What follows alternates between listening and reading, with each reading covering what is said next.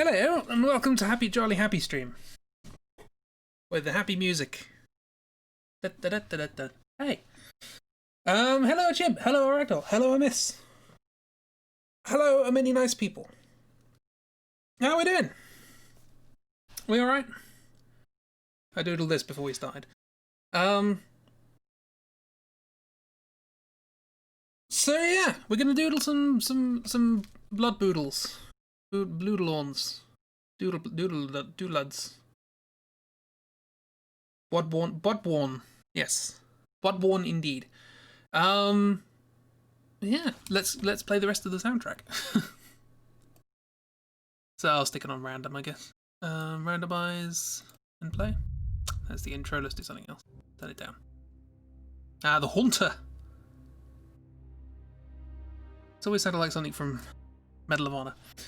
You're right, drew Smexy Pirate today. You did, and it's I personally think, in my personal humble opinion, you have improved a lot since the last time you drew Smexy Pirate. I think the use of colour and contrast is a lot better. I think the shading is very good. It's all cool. So yeah, that's the thing. Everyone look up Chibi's Cutterlass Doodle Mark II. It's better than this anyway. So, right, what are we doing? We're drawing Bloodborne bosses, because why not? Let me just get rid of that. I probably should have gotten a list of the bosses, really. I always forget what they are. Even though Bloodborne's one of my favourite games. Let's start with the ROM, that's easy. ROM's a good time. So ROM is just this.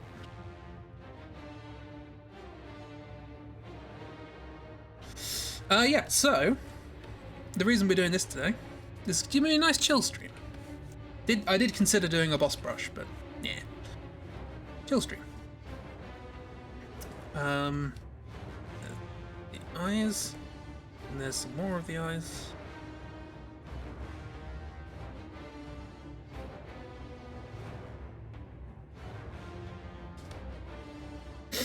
Rom looks like a bread. Rom looks like very off bread.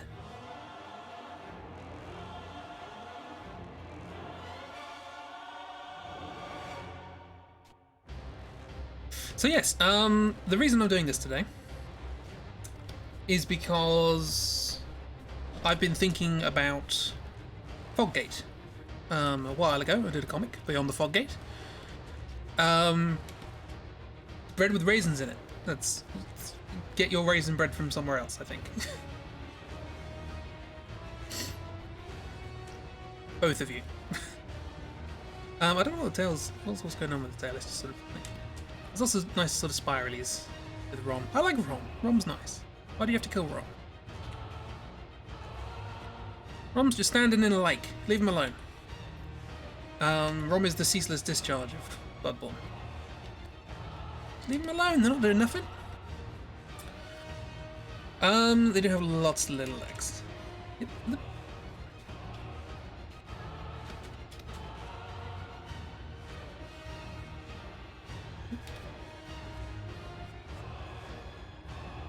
What about? Oh yes. So somebody recently started reposting some of the Foggate comics on Instagram. And they're giving credit to the Instagram account. Now they know that it exists, and that's very nice, and they're paying nice compliments. What that consequently means is I'm getting a lot of Instagram followers, because they know how to use hashtags, and I don't. Apparently, hashtag Dark Souls memes, that's where it's at. And I've had several messages from people saying, oh, when are you going to do more Dark Souls stuff? When are you going to do Foggate 2 or whatever? One of them, bless them, said, let me know when you're going to do Behind the Bonfire. It's not quite what it is. But thank you anyway. And it just reminded me of all the plans I had to do other Foggates. These are looking far too regular. Let's stick a few more random ones in there. Of doing other Foggates after the first one. The reason I didn't do more after the first one was A, the first one wasn't exactly a success. And B, I was fed up with it. Because it was very detail heavy. Far too detail heavy. So if I'm ever going to do another one, it'll be much more cartoony. And yeah, I went through, I had a whole spreadsheet of ideas of comics for all sorts of games. Dark Souls 2, Dark Souls 3, Bloodborne, Sekiro. Loads of them. And I just thought I'd have a crack at drawing some Bloodborne bosses. Sort of making little designs of them as if they were going to be in Foggate comic. If I ever do that at some point. I seem to remember the only Foggate comics that I really liked from the Bloodborne lot. I found it quite difficult to write Bloodborne comics, don't know why. But the one I really liked was Celestial Emissary, which is a weird one to like. There's a boss I always forget exists. But yeah, I thought if I draw them and have little doodles of them, I can look at them and go, what is this little friend? What are they gonna get up to, eh? Hopefully something will come out in doodling. I like writing more than I like making things, so I may never make these, but I will probably write them all at some point. That's just me. Beyond the Word. Well, the thing is, I like the name Beyond the Foggate, and I'll probably keep that because there are Foggates in Bloodborne. But like, I could do a Foggate for any game with bosses in it. Like, I could do a Beyond the Foggate for a Zelda game or a Final Fantasy game or whatever. It's just a format that's very easy to adapt to pretty much anything. And that's, again, another one of the reasons I ended up not really doing another one, because it's sort of option paralysis, you know?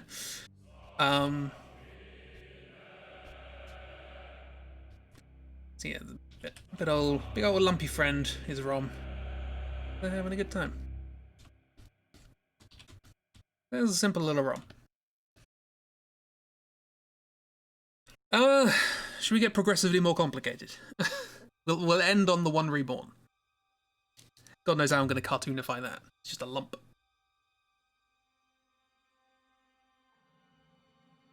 Speaking of Celestial Emissary, apparently this is their boss theme. I have no idea how it goes because they're very quick to kill.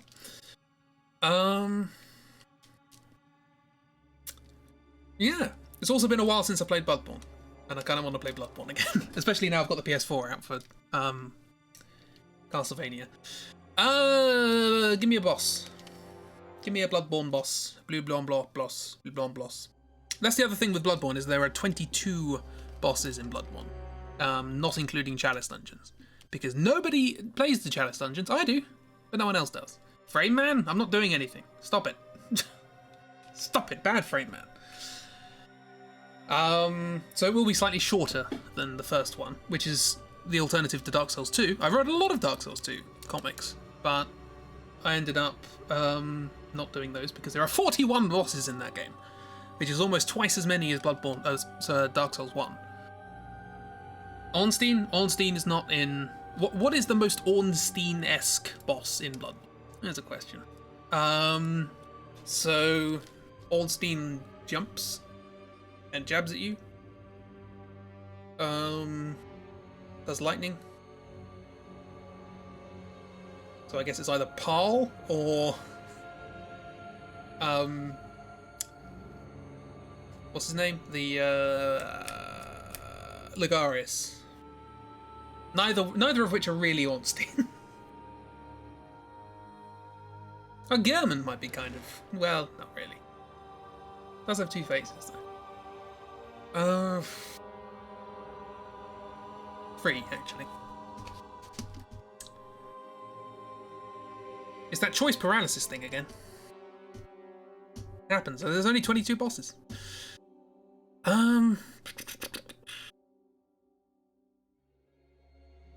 While I'm waiting, let's draw a Celestial Emissary.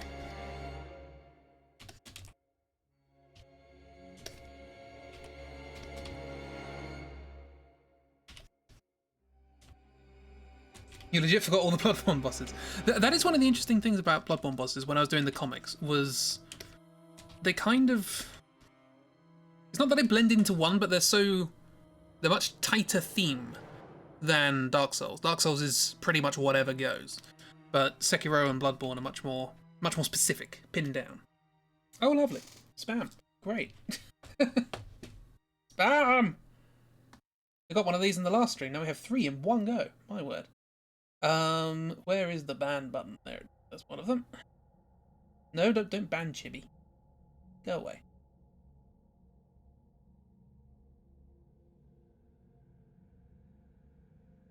There we go. Teamwork. Thanks, Doc. We work together. I'm not going to ban you, don't worry. I mean, I have fat fingers, so I might, but I have no intentions of doing it. You arrived at the right time, yeah. Lots of right in force. I think it's all the... Oh, Mixer is officially dead now, by the way. The 22nd, it was. I went on the website the other day, and it's just a splash screen saying, go to Facebook, with the little robot mascot making a heart with their arms, and it made me sad. All the people that worked for that, all the people who did the designs, all the stickers, all the API programmers. All comes to nothing. And now we're back at bloody Twitch. With bots. Ah. This is not how I want them to look. I should use reference, really, don't I? They have weird bellies. I remember that. Got sort of oddly large.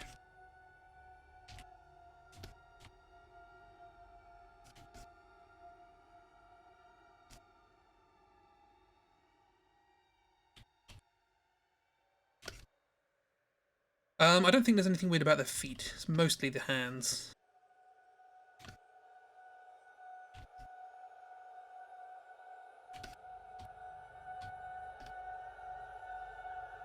This music's strange. What is this?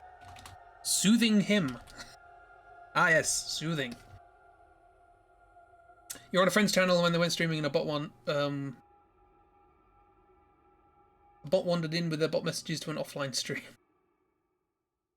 It's weird, like, occasionally, when I turn my bot on, I do see other bots joining whenever I do that. So they must have a kind of, is there anyone in this chat? If so, join the chat, you know? You're now looking at the wiki for Bloodborne bosses and, like, one is familiar to you. This is why I should do a Foggate. Ooh. Who likes Holst? I like Holst. Why is there a man with a cage on his head? That's Mikalash. Also, that by the way, that's a pun on Nicolas Cage. Mikalash, Nicolas Cage, head. Those wacky guys at From Software, honestly.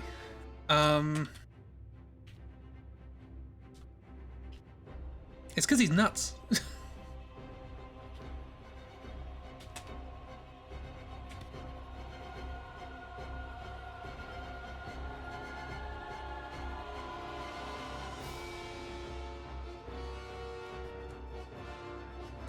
It's a bad pun. But it's...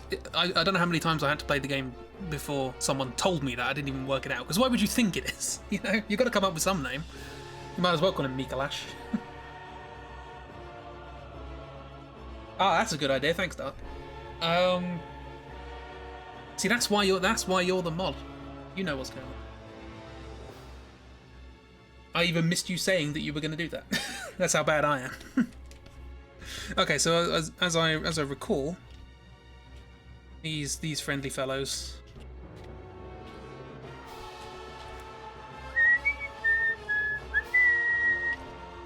I found out recently, actually, they have a different number of fingers on each hand. One of them is 6 and one of them is 7. Both of which are too much. Good puns make you laugh, bad puns make you go, oh. Again, it's not supposed to be a pun so much as just a hidden Easter egg sort of thing. Because Mikalash isn't a word or a name, as far as I'm aware. Just something they sort of invented. There's that. Can anyone remember what way round the hands go? There's like a finger coming out here, isn't there? Makes it very difficult to work out which one's the thumb.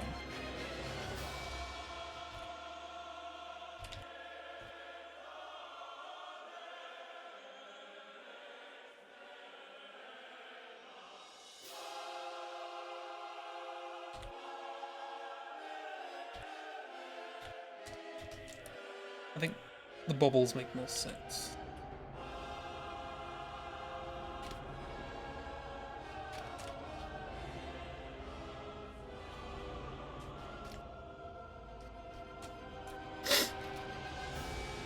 During the alien-looking dudes, celestial emissaries. Yes.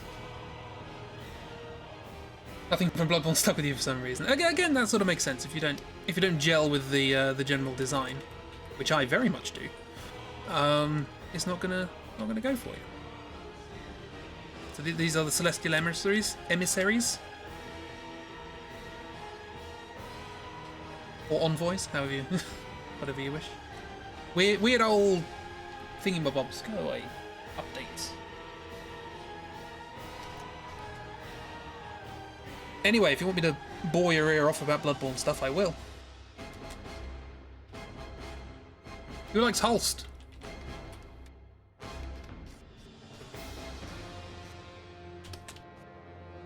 So that's one type. Let's draw the other type. Well, I mean, strictly speaking, the other type is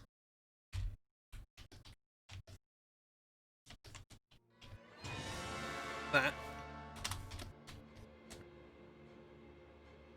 But, you know, we can do better than that.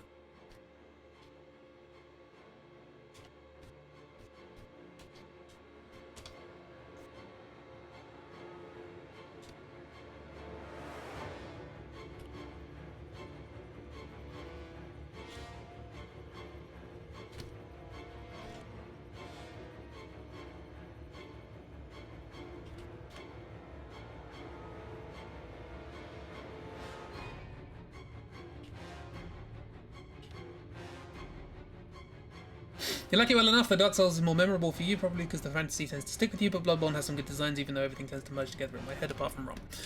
Yeah, again, it's much more sort of focused in its design, and as a consequence, it has a lot less variety than something like Dark Souls. Because Dark Souls is obviously, hey, fantasy, just kind of do whatever. And you can get some weird and wonderful things like that. And I will say, I don't think I have a favourite boss in Bloodborne. They don't really sort of stick out in that same way.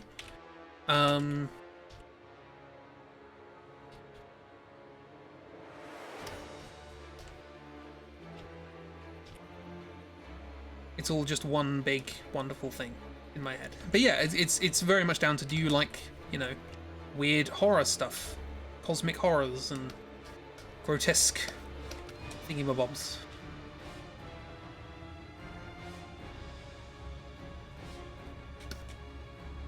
And if you don't, you're not going to like it as much. And it's not going to stick with you. Like Sekiro. Sekiro for me is just like, it's a bunch of people, I don't know what they're called. There's the one with the sword, and then the one with the bigger sword, and the one who uses a spear. Good for them. The ones I do remember are the big old dragon, the big old demon, big old monkey.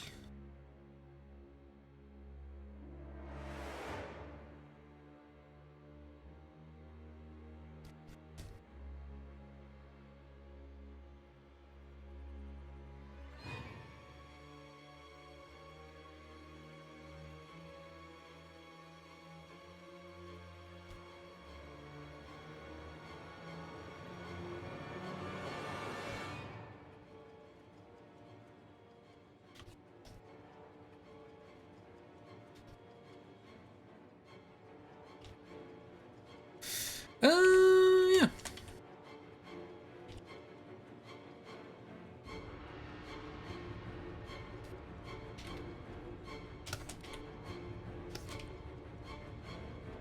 Did I mention I'm not using reference? Not deliberately, I'll probably use it at some point, but that's probably why this isn't quite so accurate. But,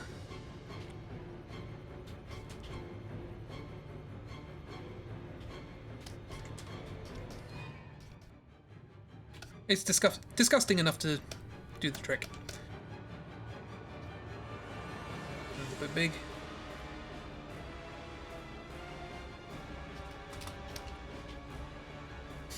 Maybe you haven't seen enough of Bloodborne, but in general, first things don't stick out for you from that game other than the crows. Suddenly remember the crows. The crows are fun. They do everything they can not to not stick out. No locations or anything either. Again, because the game is much more sort of singular in that respect. That was one of the big criticisms of the game when it first came out, actually. This all looks the same. Whereas I'm fine with that. I'm perfectly happy for, you know, I've played games that take place inside a single building, let alone an entire city and the town next to it and some nightmare landscapes. I'm happy with that. I don't need a fire level and an ice level and whatever. But I totally get why it wouldn't be memorable, particularly given that it's, you know, it's Victorian architecture and all that sort of stuff. It's not exactly sort of, unless you start paying attention to the fine details, it's not going to stand out as being all, you know, big architectural differences. Particularly also, Yahar'gul looks a lot like Yharnam. Everything just merges together in a dark city, people with pitchforks. See, I don't even remember that. I forget about the beginning of the game. I'm all cosmic horrors and nightmare escapes and stuff like that. Designs in Dark Souls are meant to be striking and cinematic. Bloodborne and more psycho horror. Such a fast-paced game where you don't have time to sit back and appreciate it. It's also monochrome, which doesn't help in terms of, you know, meaningful memories. You can't sort of, this is the blue area, this is the, a lot of the game is grey. Again, I like that aesthetic, but it can hinder memorability. But you do have, you know, you have the ice level, you have Cainhurst, you have the, you know, that doesn't mean you have a fire level, really. Also, Cainhurst is optional, so. Also little sparklies.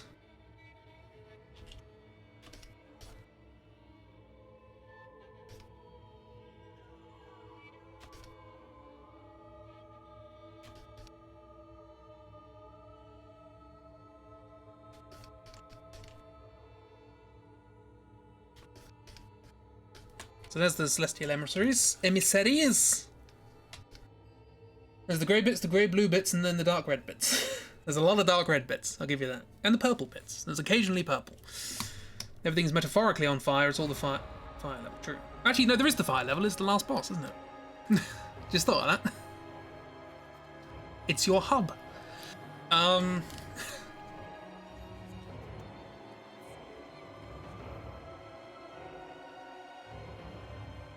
My assumption was, let's not do fire too much.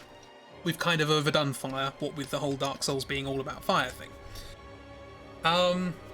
Pretty well, you like the designs of Remnant so much, it uses a lot of colour and a lot of visually different bits, and everything gives off a different vibe, but it still feels coherent.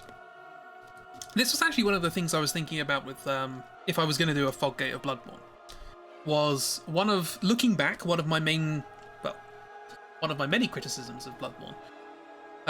One of my many criticisms of Foggate was colour. Now that I've spent a lot of time doing very striking colours with October, I look back on Beyond the Foggate and it's very desaturated. There's a lot of unsaturated colours and such. But if I were to do a Bloodborne one, that would be on brand. So, should I try and add colour to Bloodborne? I don't know. Right, so there's the emissaries. What next? So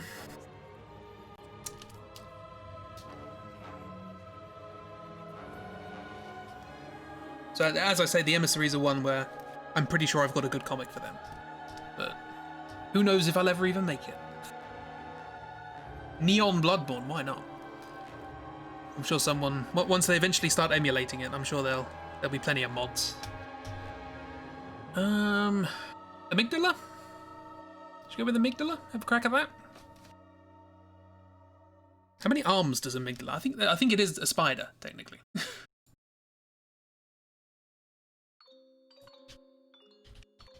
Also, should I be pronouncing it Amygdala or Amygdala? Because I think it's in the game it's Amygdala. Oh yeah, if I type that in, I'm just going to get lots of pictures of brains, aren't I? Amygdala, Bloodborne. The amygdala is part of the brain. We were talking about that last night with the different biomes and enemies that give so much flavour to each area. Cool. I mean, just look at that. Look at that. Someone drew this. It's concept art. Look at that. Someone sat down and went, I know. I know what I'm going to draw today. So let's cartoonify that, eh? I love this. Again, great. Look at all those colours. There's a bit of orange in there, but that's about it. And the area that you find this in is beige. Whoa, exciting stuff. This is giving us a thumbs up. Which hand? Oh yeah, I guess so. Oh no, two hands. 2 thumbs up. Are they thumbs? Difficult to tell. Again, the whole weird finger thing. Okay. Mick D. Let's see what we can do with you. So your head is shaped like a bean. That's handy. I don't really get what's going on with Amygdala. They're just sort of there and then they attack you. Also, I'm assuming Amygdala is in some way superior to the other ones? Or is it just different? Well, it must be superior because it's not in the real world, I guess. But is Yharnam the real world? Lore. It's an Elder God sort of thing. It can be thumbs if it wants. True. That's a bean. Tis indeed. So I guess it's sort of Voronoi from there, isn't it? With, well, there's general sort of things like that, where you can just sort of go, and then,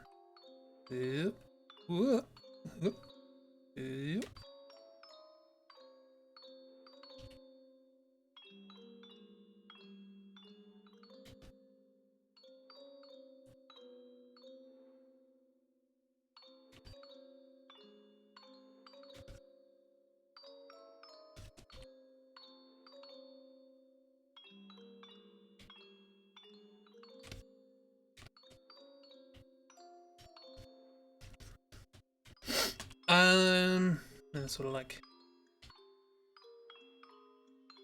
they sort of come to a point, as it were. Big old gherkin. I guess the comic for Amygdala would just be Amygdala swatting away Patches. Because Patches sort of worships Amygdala. I imagine Patches is just constantly sort of running around going, "Oh, mighty Amygdala! Here is my plan for kicking people into a pit of monsters," so on and so forth, and just go swats them against the wall.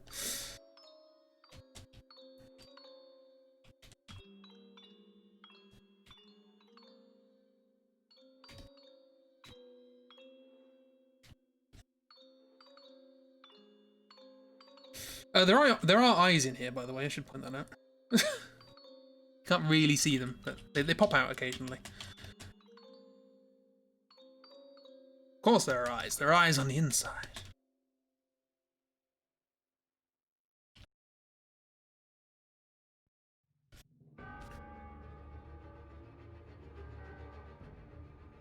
Sort of.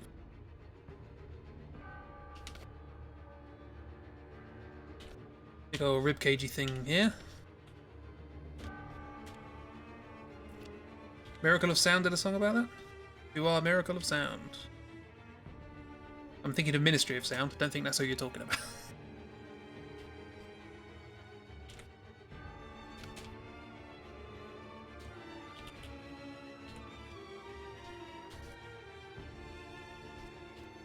This is Maria, isn't it? I can tell because it sounds like every other Yuka Kitamura song. It is! I don't know. I don't know. How absolutely dare I not know? I shall have to remove myself from existence. This doesn't really look like Amygdala, but we'll go with it.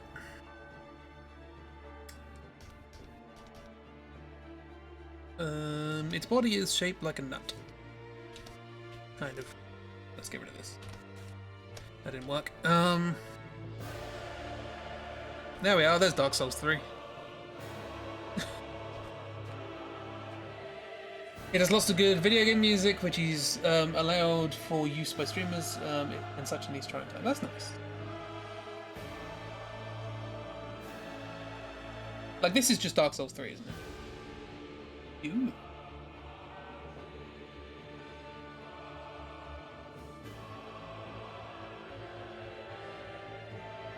Yeah, I get that. Like, if we were to look at some Bloodborne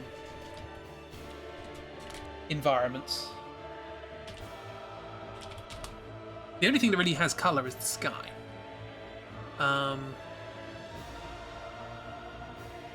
So for example, you do get, later on in the game, you do get that very nice sky. Oddly enough called the Pale Blood Moon, even though it's more colourful. I don't think they know what the word pale means. Here's a lovely old environment with look at all those colours. That's definitely some yellow in there somewhere. Pretty sure.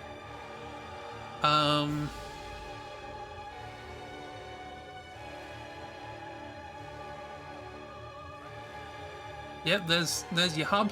Always nice to have some vibrancy in the hub.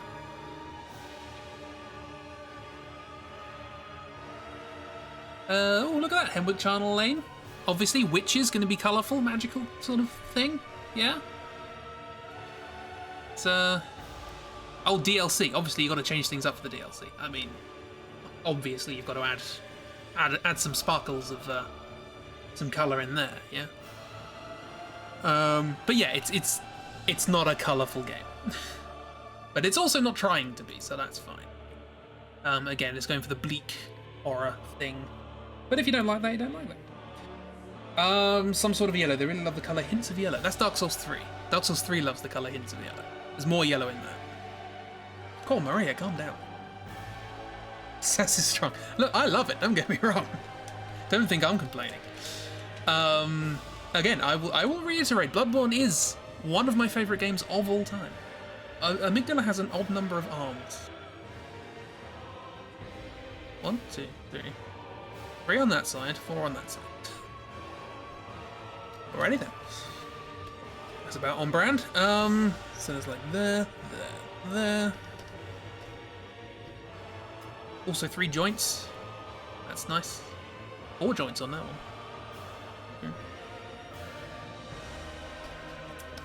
So basically with this boss I can just sort of do whatever.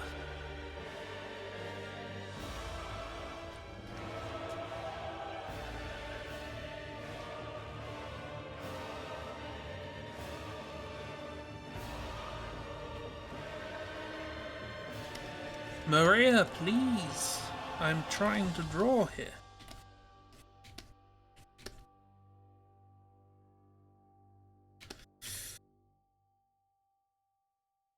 Big old index fingers.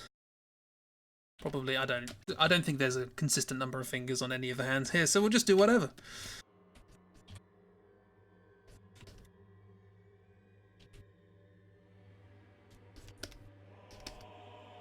It's Anoobs. Hello Anoobs, how you doing? Welcome to my blood boodles.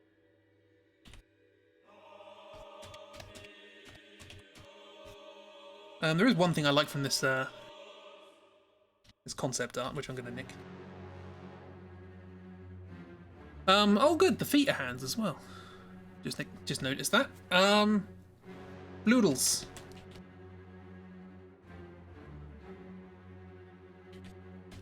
My dude boodles.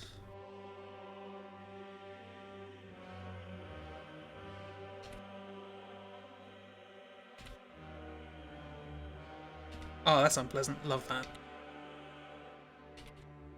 But yes, I can absolutely understand how anybody would not resonate with Bloodborne. Anything that I can resonate with quite so strongly immediately means that it's possible somebody would just not get it at all.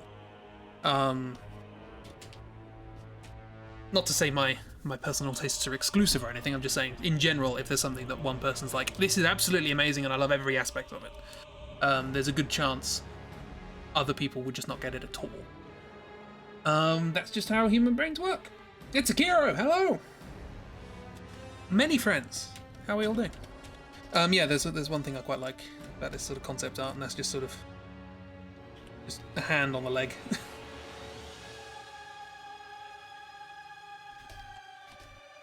Or is it a hand on the arm? Hand on the leg arm.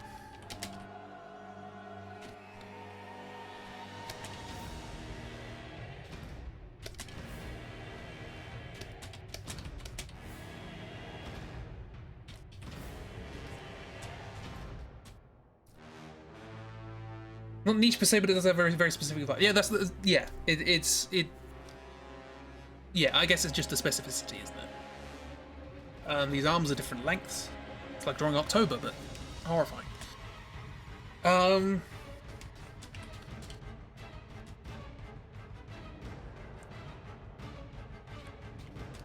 It's not. I'm not going to claim that Bloodborne is perfect, by the way. I've mentioned before the soundtrack is not necessarily my cup of tea, but that's just I'm just picky with music, so far too picky. I've been listening to it more recently. There are some tracks that are growing on me. Parl's track is good. There's this wonderful up and down with the violins. I like that. Yeah, well, you'd like it, you like the vibe as well, it just isn't really memorable for you. That's absolutely fine. I was like that with Sekiro when I first watched it. I was like, I don't remember any of this, it's just people. It's just people. You're just hitting people who have swords with swords. Where are the cosmic monsters?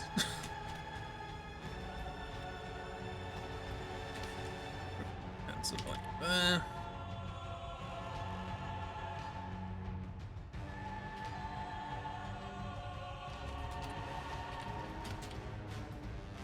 I like my weird things.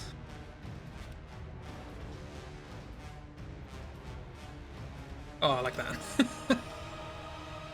That's how Amygdala's joints work, sure. Prove me wrong.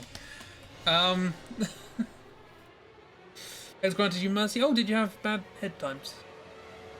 Your neck's doing a bit better, your head's killing you now, but you took medicine, coffee, food, water, so hopefully something will help. Oh no! World, be better to nice people. Stop giving people bad heads. Don't remember for anything from Sekiro either, other than the healing cord. And that's just because of the pun. Do you not remember Spear Boy?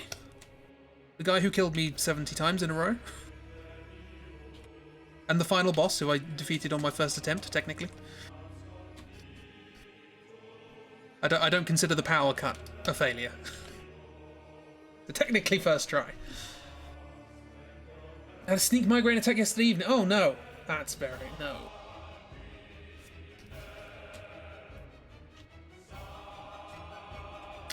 Is this Lawrence?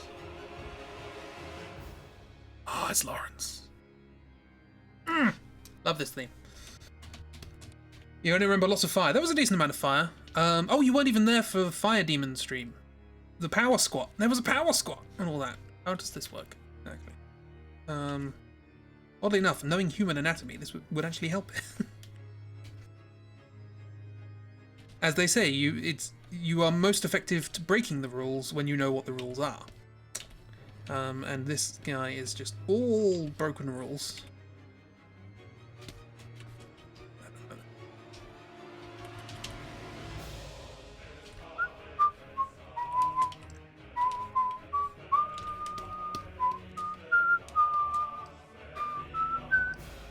Neckbirth, yes, that was the last boss.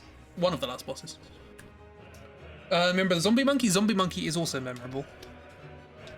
Anything that can occasionally reattach its head for the purposes of attacking you is a good time.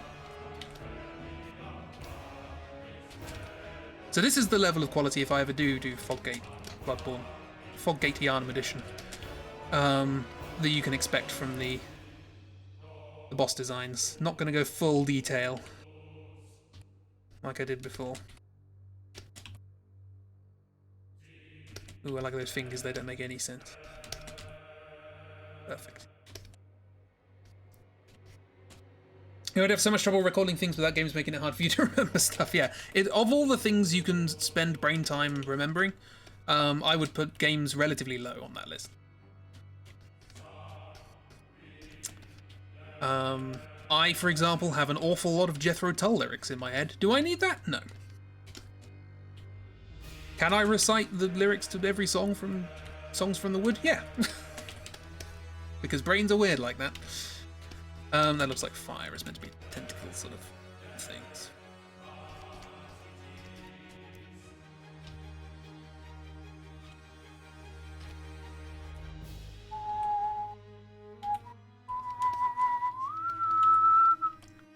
Ah! This soundtrack does have melody sometimes. Oh, and it's so good when it does. It's so hard to add melody to your music. It works so well here. Um,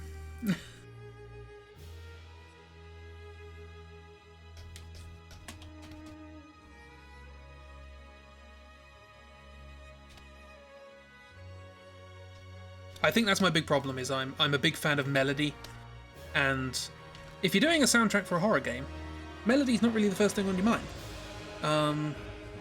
Probably dissonance is probably the first thing on your mind. But you can have a melody with dissonance, that's no problem. But...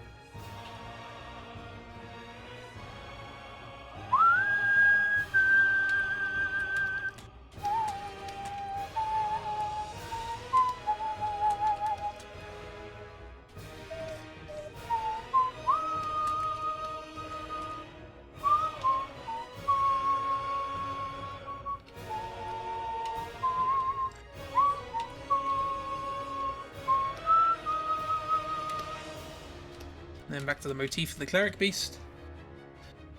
But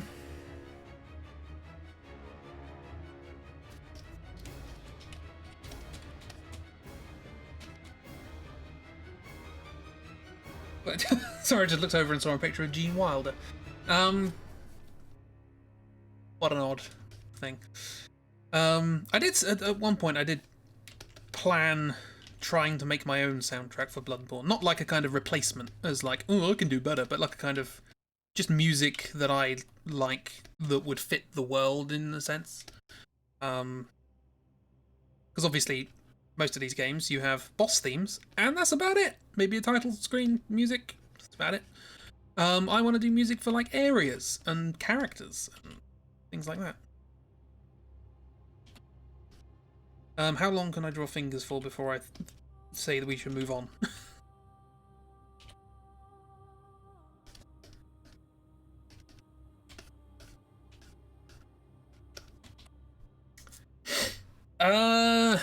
Medieval? Medieval's good. That's got some good music. Very, very Elfman-esque music. But I guess like somewhere in between the two, that's probably where you'd find a Bloodborne soundtrack I'd like.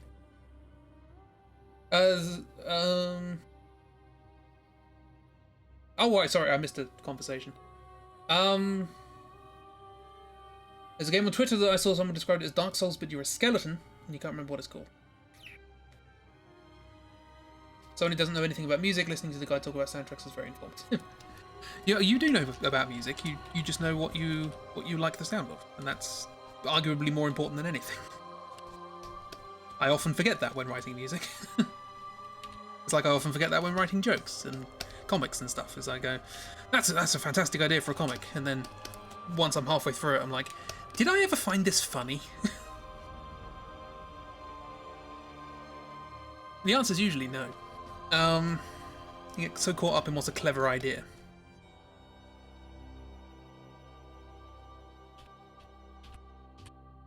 If anybody's watched on YouTube my sketch show Disappointment, you'll know exactly what I'm talking about. Omen's good. Omen's... Which one's the one I like? Oh no, The Night Unfurls. I prefer The Night Unfurls to Omen. But Omen does also have that wonderful grindy cello or double bass or whatever it is, that thing, which is perfect. Doesn't go anywhere, but it's perfect. You know you like music, but you seldom know the meaning of music beyond the lyrics. I mean, there is no meaning per se. You can... There may be implied meaning from the person who wrote it, but if you hear a different meaning, you hear a different meaning, you know? Like, music is subjective in the listening and the production. As is all art. Anyway, there's... Did we settle? Is it amygdala? Amygdala? This is Amy. Done. Next. So what have we done? We've done me, Rom, good old Rom, Celestial Emissary, amygdala. Let's do a person. Who does that leave us with? Gehrman, Gascoigne, Mikolash, Ligarius. You like more how to explain it? Oh, okay, right. Yeah, there's that's when you get into the mountain of terminology and all sorts of things I don't even know about. You love melodic music. Lyrics are often air, but if the melody's good, you're sold. Yes.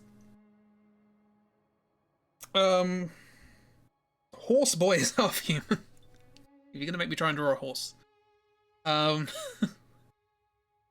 you watch. I'll try and draw Ludwig, and it will turn out as a perfectly 100% accurate picture of a horse. When I'm trying to draw a monstrosity. Oh, hang on, I forgot a thing. I forgot the most important thing. This hand.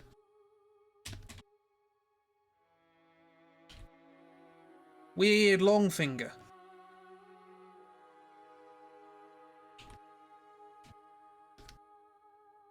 I don't like it, but it's there. Right, moving on. It's a Kuro. What up, Binches? It's your boy Burbrain. Burbrain? It's and an Emily. Oh, so many people. Who knew all I had to do was draw bad pictures of Bloodborne bosses? I had a video on his YouTube on the Spider-Verse and how different themes came together for the most important moments. So that's what you never catch. Oh, motif. Uses of motif and theming and stuff. I love motif. I'm a big fan. You only catch lyrics and sometimes not even that. Funnily enough, I completely miss lyrics. I can listen to a song for ages. I can sing along to the song and never protest the words that I'm singing. Right up until I play it to someone and I go, oh, these lyrics are weird, aren't they? I'm like, hey, listen to this. Actually, don't listen to this. It is an Emily, yes. And a crow. Many friends. Dark Souls with Silence is called Mortal Shell. Oh yeah, that's the beta came out for that, didn't it? It looks not clunky. It looks like it plays a bit like Lords of the Fallen. And I've played Lords of the Fallen, and I said, meh. It looks like in Dark Souls, you have a weapon called the halberd. This also works with big axes and clubs and stuff. But if you miss an attack with that, your character just sort of flops around and is, oh, bloody hell, didn't expect to miss. Every attack in that game looks like it's that.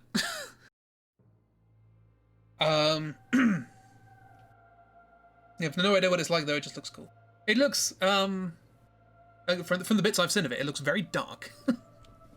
Could do with a bit of upping of the gamma, but I don't know.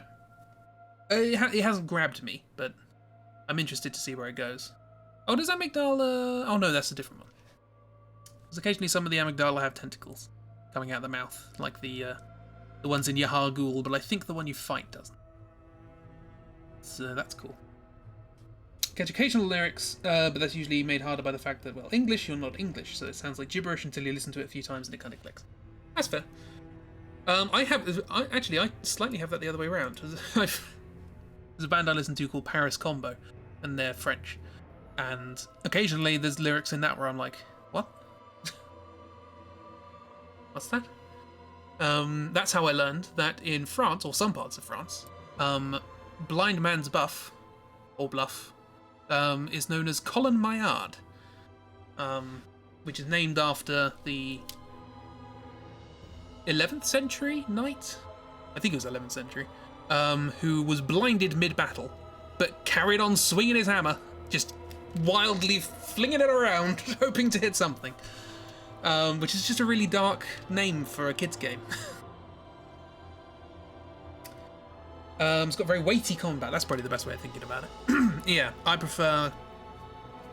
think Dark Souls is good, but I don't know. It's less floppy. Classic France. But yeah, I was just listening to these lyrics and I was like, who's Colin Maillard? What's that? Maillard is hammer, isn't it? Or mallet? So who's Colin Hammer? Is that MC Hammer's real name?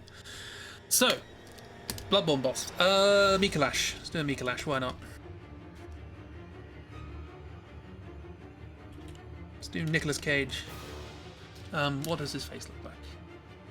I'm pretty sure if I type in Mikolash, nothing else will come up. Yep, just Bloodborne. Ooh, weird fan art. Oh, that looks nice.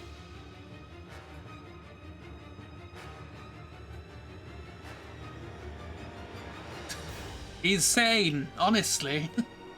He's perfectly sane. Alright, then he just sort of looks gaunt.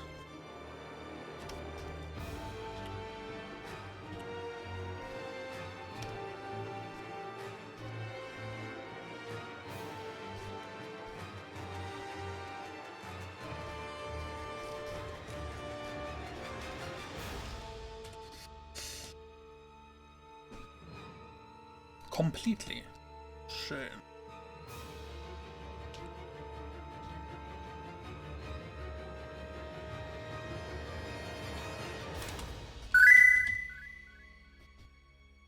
For all of my rage, I am still just a lash in a cage. That's good, I like that.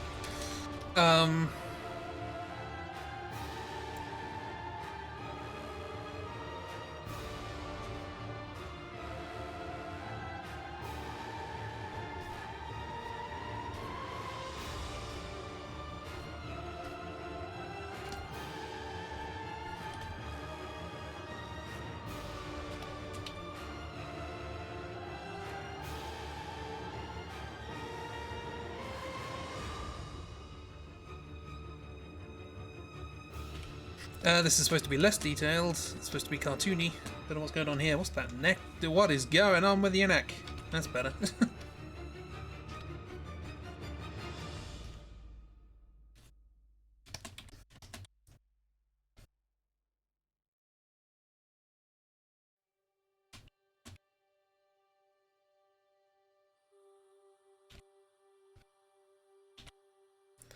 One of these days I'll learn anatomy. Or, you know, just how to draw a face. Would be nice. That is actually quite high on my list of to-dos right now. So I was singing on Tumblr a while ago, and you're trying to find out which song was like, not like English, but it sounded like English. I had taken the sounds and made a song that sounded like it had English lyrics, but it didn't. There was one with Italian. It was a while ago. It was a novelty song, so like in the 60s or something.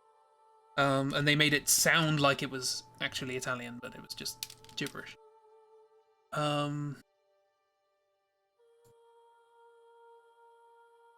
That's too cool for me, Kalash. People are doing far too much cool fan art of Mikalash. Does not deserve it.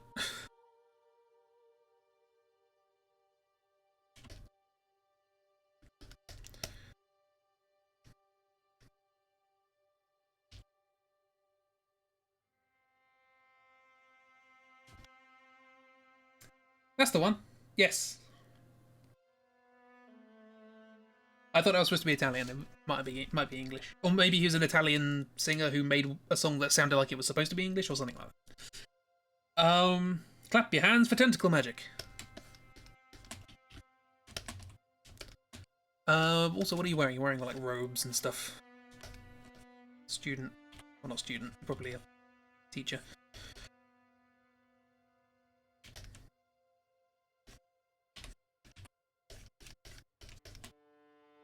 Right, let's get that. All important. It's got a square base. That's helpful. Helpful for grounding the perspective a bit.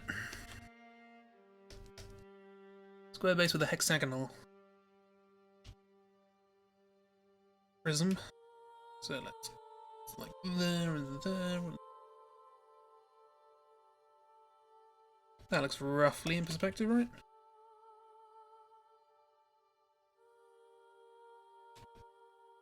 I'm pretty pleased with that.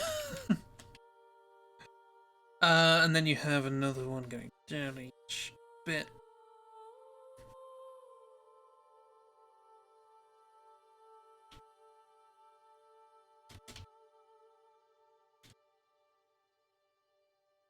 Whole bunch of sideways ones. There's a little gap where the head is. So could look out. There's like this down here.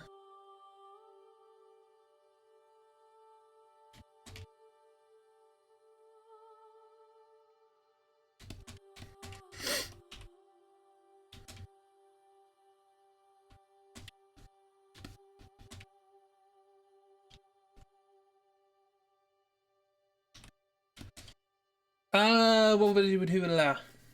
There's a great Nordic song called That, and you understand Jack about it, but it's so dramatic you get into it whenever it comes up in shuffle. It's like I think a really good song is a song you don't need to know the lyrics to, but I guess there's a lot of songs where it's like the lyrics are what make it. So.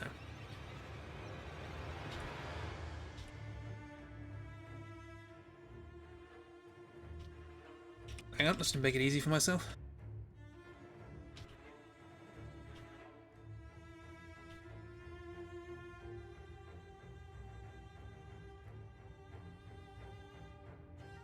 Oops.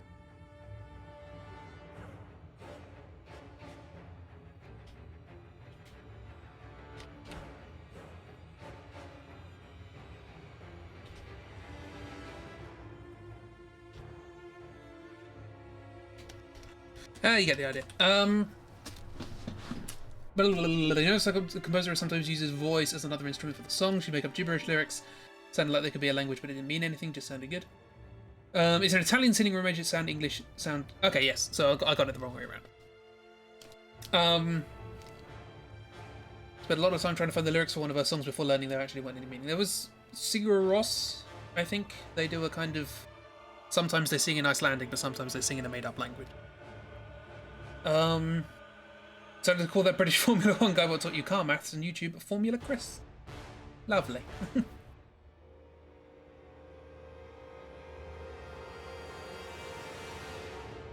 You like Diggy Diggy Hole? There's a metal version of that now? I'm sure there is.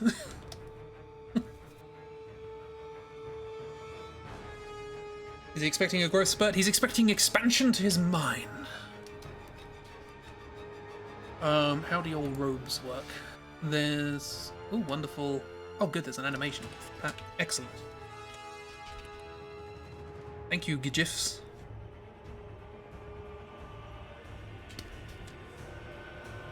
So this is what happens when... This is the dark timeline for Harry Potter, and Hogwarts just gets a bit weird. Because they're wearing ties, actually. It looks like they're wearing ties. Maybe not a necktie in the sense we'd expect, but something similar.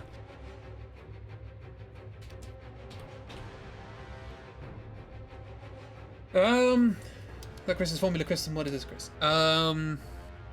Informula Chris. I want Final Fantasy fan vid is made up of language you dare anyone to not box that. Oh, in a made up language. Do you mean Spirits Within? I didn't understand any of that.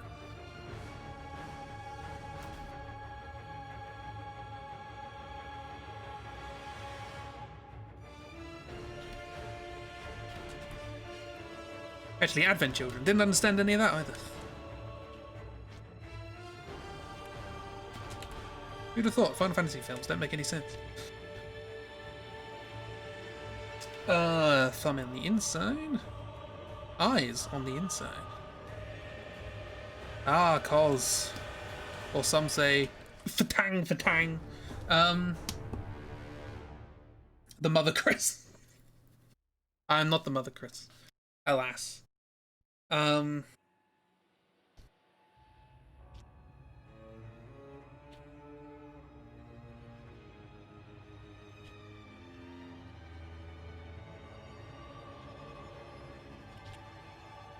do hands work? Not like that, that's for sure, but we're in a dream, so it's fine. Oh, I've got to change the... Would you prefer Momai Chris? Momai Chris.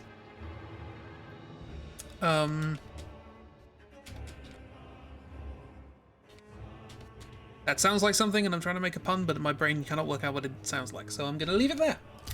Advent Children was easy. Cloud was sad. There's a disease thingy, motorbike fight, big dragon fight, Sephiroth, something, something, Genov.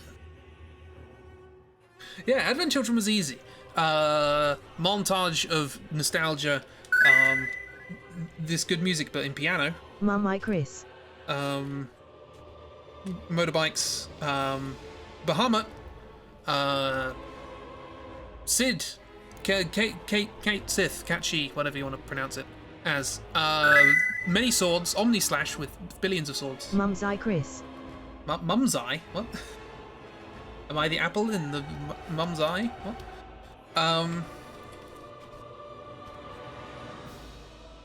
All the voice actors of that are used in the remix of 7. Oh, consistency. I didn't expect that. I'm pretty sure you're just sort of wearing trousers, aren't you?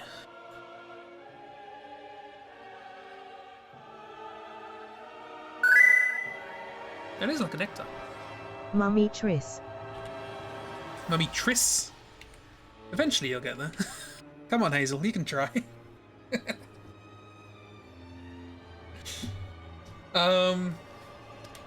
Yeah, one day I'll watch Advent Children again. I think I have it on DVD. And I'll try and make any sense of it. But until then. Oh, he's handcuffed in the concept art. He doesn't have a head either. That makes sense. There is some good fan art of Mikolash. The Chris mother. Ooh. Mod. Kinky is perfectly acceptable. Oh no, kinky, it's the entire phrase kinky bastard. That was in Autobot's terms.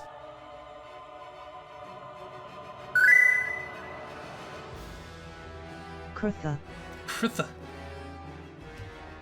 Well, it sounds really similar to what you remember, but you hope they did as Advent Children a lot, nailed it to your mind with the voices. I can't remember the voices, to be honest. Do do do do.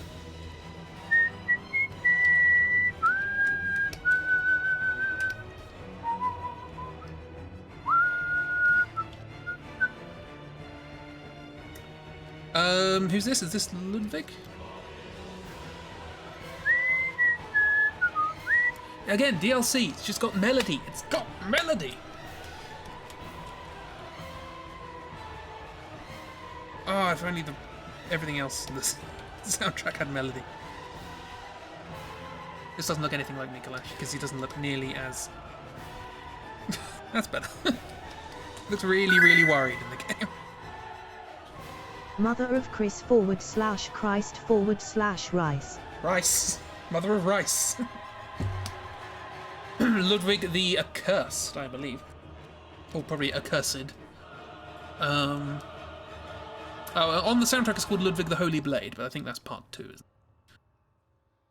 Still haven't died to Ludwig, funnily enough.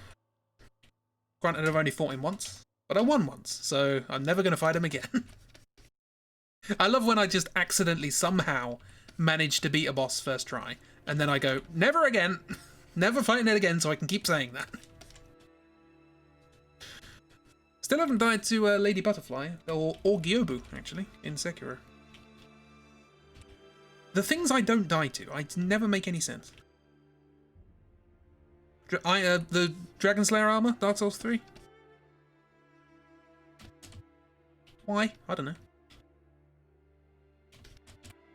You stop harassing me with Hazel. You can do that as much as you like. If you have the credits, you can TTS to your heart's content.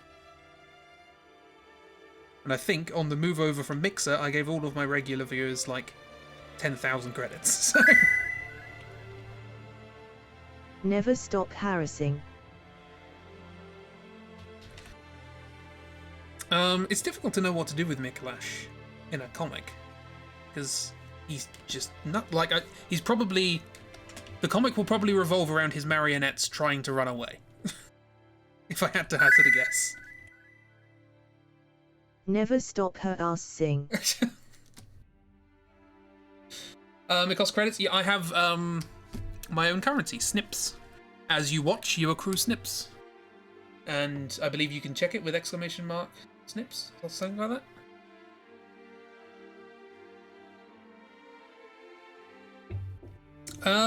Is that not how you spell harassing? Or is just Hazel nuts? Actually, how does that work? Do you get a whisper on Twitch? I haven't even tested that. Does that work? Oh, I've just looked over at Discord. I know what that video is. It's fair I can't speak, cause Chibi can't spell. It might just be Snip? I don't know. Snex. That's the point, we should do Shadows of Yharnam. What would their one be? Are they just sort of like trying to... Okay, so my original idea for Shadows of Yarman was they're just trying to pack snakes into their cloak, and then you come along and they're like, quick, hide the snakes. But actually, I quite like the idea that they are just like, it's a bit like two kids in a trench coat, but just like a whole bunch of snakes trying to get into Bergenworth. Like, no, we're a person, honest. Oh, that's an appropriate pronunciation, isn't it? You love this track? What's this track? This is German. Bloody New Game Plus 4 and 5 took bloody ages. I should know this. It's a tricky fight. Oh, I forgot I had that.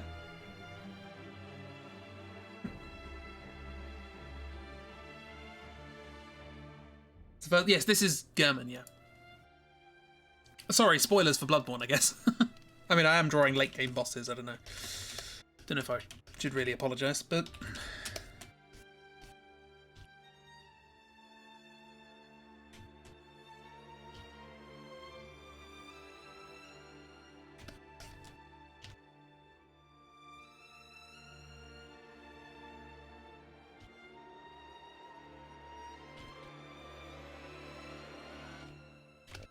Also, Mikolash, surprisingly tricky on later new games, his Call Beyond is bloody powerful. Only one-shot me. With your clap happy stars. Ah, the Scalene Triangle.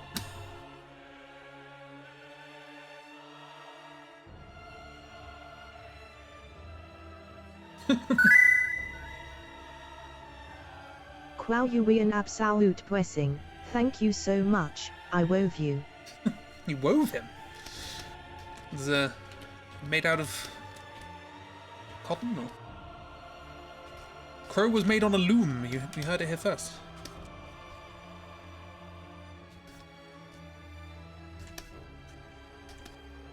I think this about sums up Mikolash, right? It's still something. The face.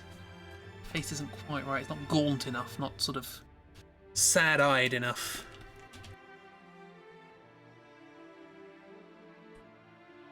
That's better.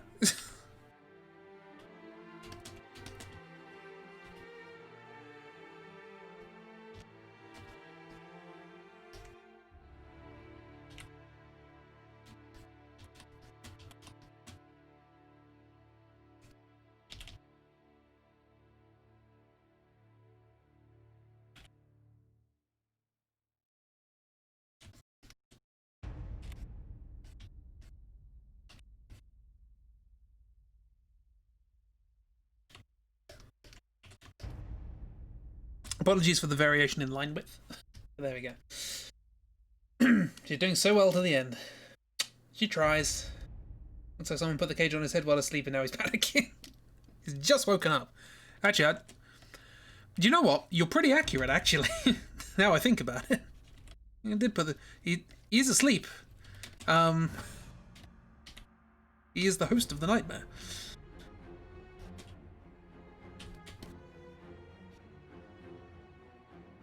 It's his pal. Yeah, Dark Beast. I'm growing to like this one. Let's turn it up in my ears. It's a bit.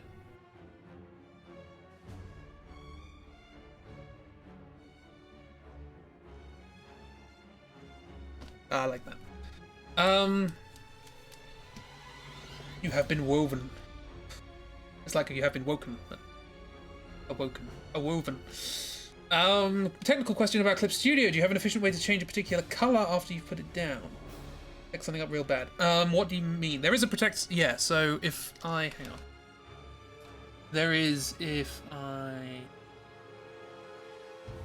do that? Okay, so here, this thing here, if I were to click this, this is Lock Alpha.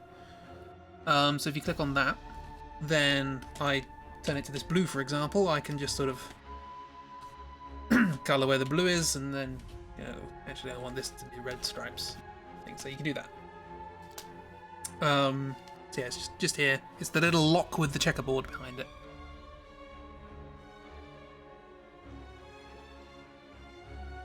You do just kill the kind of just kill the guy by waking him up, don't you? There was actually I watched a video about translations for the I do that a lot for line art. If I do all the line art in black usually, but I want the colors, for example, October. In October, every character has a different color line art. I just lock the transparency and then go, okay, well, let's make this character's line art's blue, so let's just do that. Sorry. You're welcome. Okay, let's get back to yep. I guess that's Mikolash.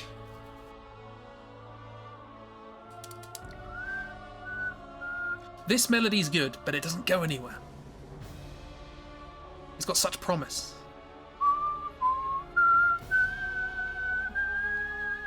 It's building up to something, and then it just happens again. It doesn't go anywhere. Ah, why have I dropped 1,000 frames? Nothing's happening. Right, moving on.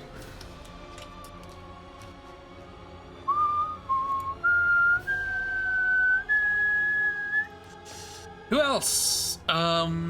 Should we have a crack at the One Reborn?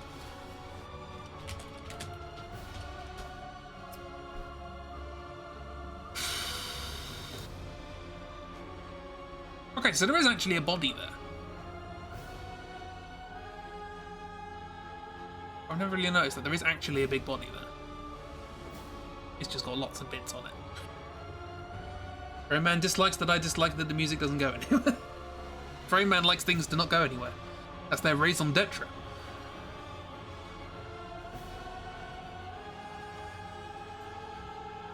Yeah, the concept art for the One Reborn is just nuts. Like, so what is even going on?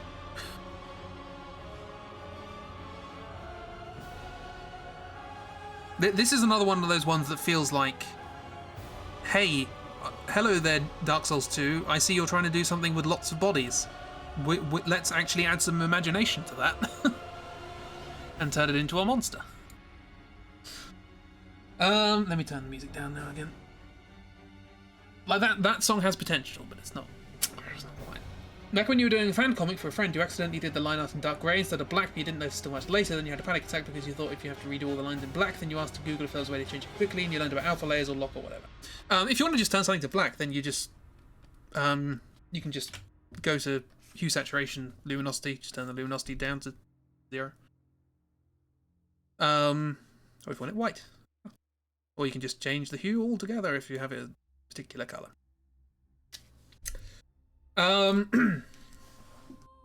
Ooh, Clone Wars-ness. The concept art stresses you out. It's doing its job then.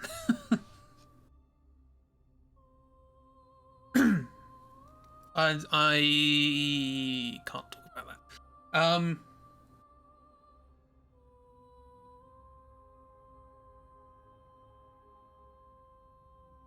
Everything's good if you get as emotionally invested in fictional characters like you do. Oh dear. Right, One Reborn. What are you, and how do you work? Like, I feel like I was talking recently about how much I love the character designs and the sort of world designs in Final Fantasy IX, and it's just sort of lovely, whimsical sort of pleasantness.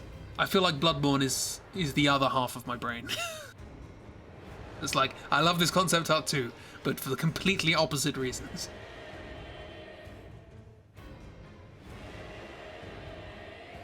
The Clown Wars, that's definitely Weird's thing, yeah.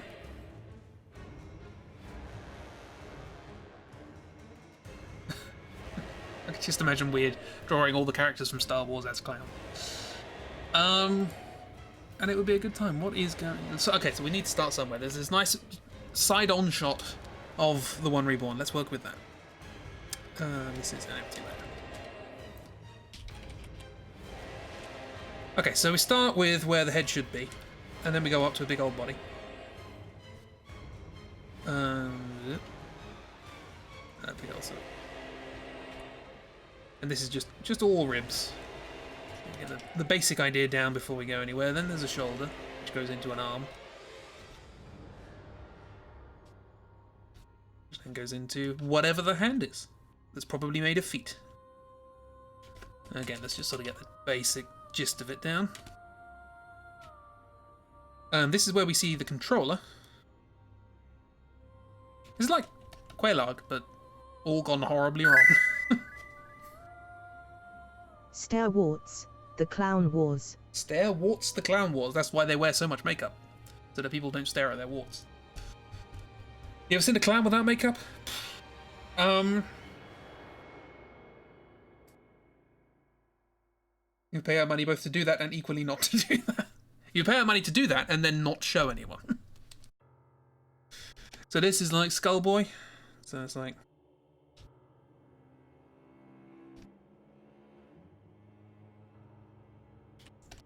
How do you... So I have my way of drawing skulls,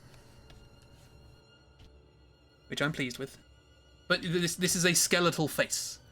So it's like rictus grin kind of thing.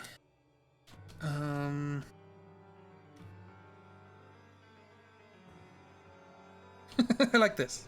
I like this guy. Oh, Miklash. I hear a piano.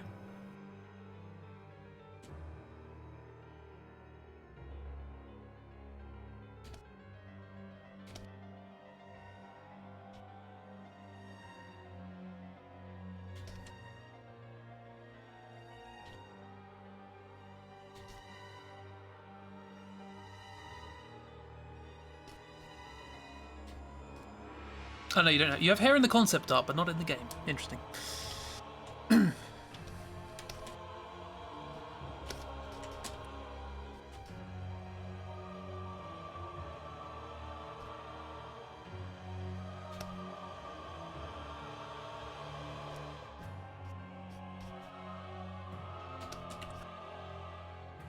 What's the deal with resurrective rituals that involve the killing of an entire city's worth of people? I mean, what's that all about?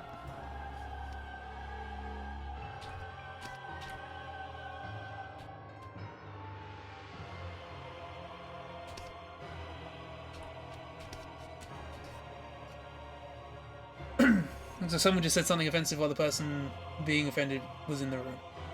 It's like, oh dear.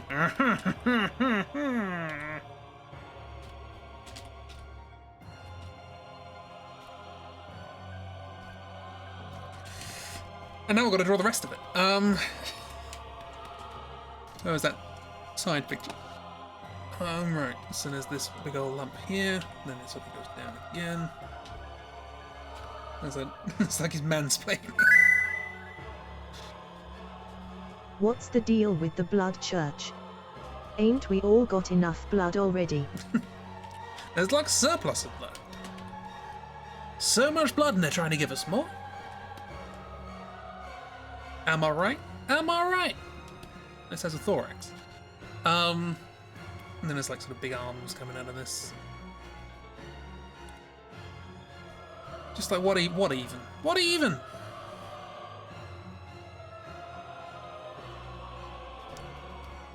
Funnily enough, actually, The One Reborn, I do actually have a comic for The One Reborn. A comic idea. And because The One Reborn doesn't exist until you get there, I don't have to draw it.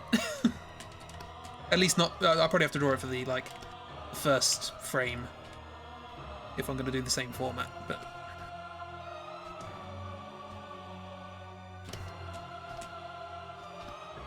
One of these days I'll get around to doing another Foggate.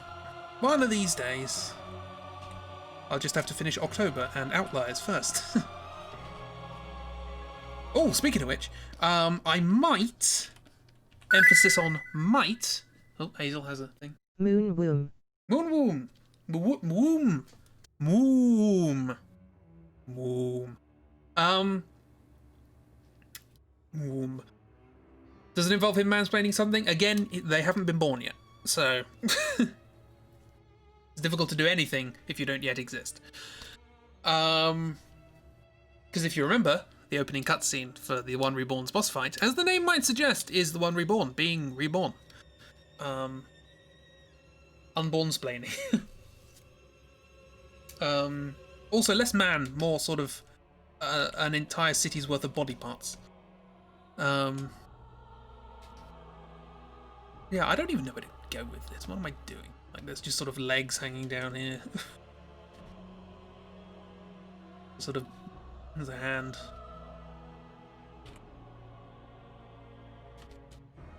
These are sort of coming out of a rib cage.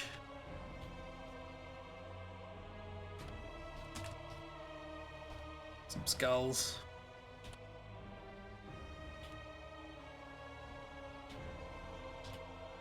It's like those of you who watched last night's stream.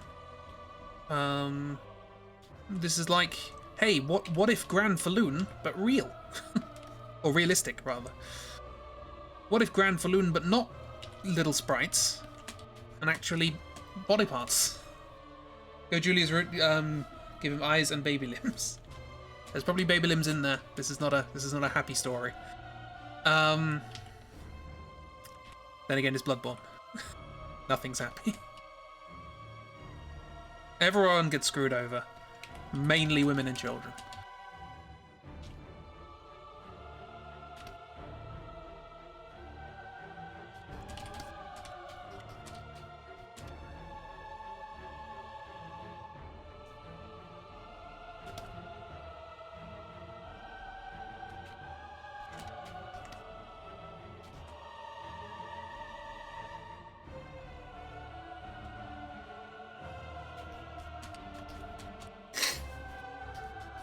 So what is actually going on with the head? There's some sort of question. I guess there's another one of these hands as well.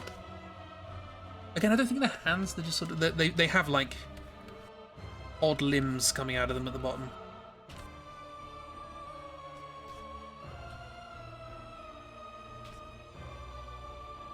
So I believe the lore for this, by the way, is...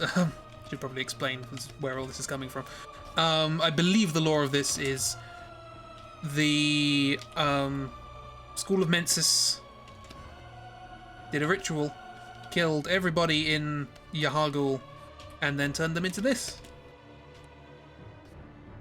They tried to make a great one, and it was a thing. If you call this great,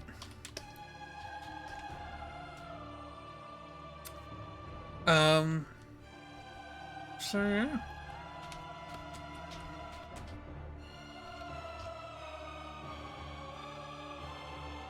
I was watching a video the other day about a bunch of secrets or Easter eggs and things like that in Bloodborne.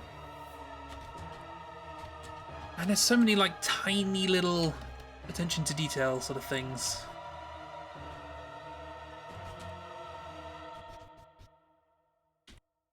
That I am very much a fan of. So for example, as you get away from the amygdala in Odin Chapel, but if you look at it through buildings from far away, it's got its eyes sticking out. Like, it doesn't want to show you its eyes when you're up close, but when you're gone, eyes. Was I going to say something about Outliers, by the way, before the unborn splaining? Oh yeah, my brain. Yes, thank you. I might, some skin on Friday. Stream myself working on Outliers. Because I'm sort of caught up now with everything else. Enough that I'm happy to start working on Outliers again. It's been a long time, and I'm still nowhere near started. But we can work on like the front cover or something like that. So it might be nice to do that Friday afternoon, maybe. My time, afternoon, so like 1 till 5. If anybody fancies that, a chill stream of doodling on a Friday afternoon. I think there's just loads of skulls here. Difficult to tell. I said I was going to do this sort of thing ages ago, but everything got in the way. Everything did. You know, like leaves, trains, spiders, everything got in the way. The concept of the heat death of the universe. Tides. The average frequency of a microwave oven. So yes, if anybody wants me to watch me work on the front cover of Outliers, the next Outliers comic, let me know. It's basically just the Outliers in a boat. Spoilers. Everything. Absolutely everything. What Shakespeare had for breakfast? Everything.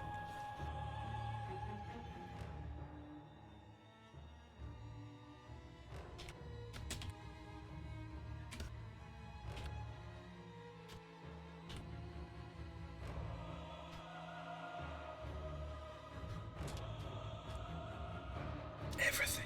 The speed of an unladen swallow. European and African. Okay, I think I have a solution to this, which is this sloppy sort of blood-starved beast. Cowl of flesh. If I just sort of do that, it covers up a lot of stuff. Because I'm not drawing all this. What is this? Someone had to model this. What is this? What am I looking at? What am I looking at? I have a clear side-on picture of this thing, and I still have no idea what I'm looking at. Oh dear. Again, luckily, if I ever do Foggate of Bloodborne, don't have to draw this in full, or only have to do it once. And I'll probably just use this picture, to be honest. Don't know what limb that is, but it's there now. Don't ask. Oh, this is like... Okay, so you can sort of see through this bit.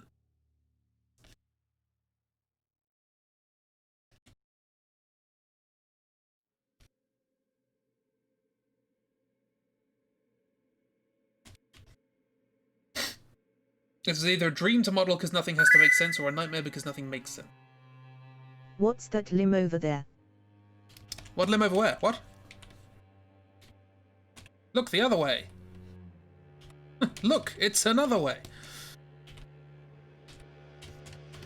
And yeah, just some sort of sticking some ribs occasionally, I guess.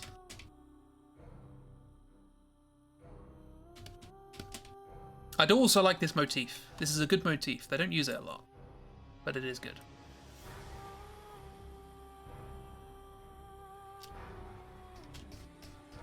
Oh, there's a big leg there as well. Okay, cool.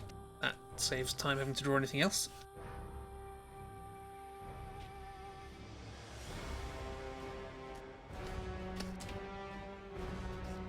It just turns into a lump of stuff.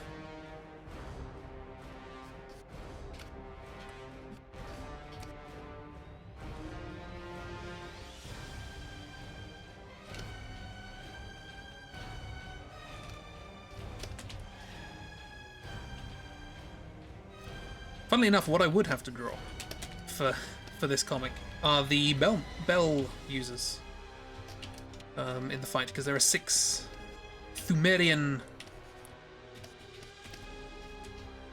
bell ringers in the fight who fling fireballs at you and do all sorts of stuff. Oh, it's got, okay, so it's got the whole sort of jointy sort of.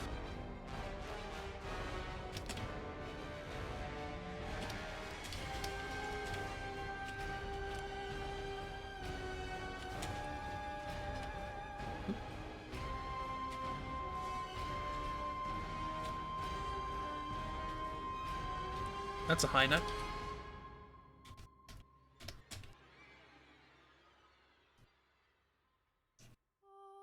Just a kind of puddle of stuff, really. Big old puddle of bones. That's the best way I can describe it. Not even a pile. Pile has form. I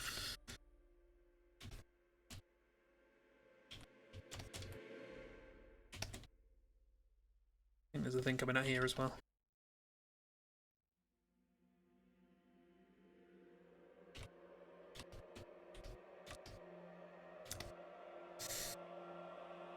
That's what you were talking about earlier. You can listen to music and point out, and you're either, I like this music or not, and that's the most intelligent thing you can say about it. You want to know more about music. Okay, well, a motif. Well, a motif is a very general concept, but the easiest form of a motif is just a little tune, a little series of notes that is repeated either throughout a piece of music or throughout an entire work.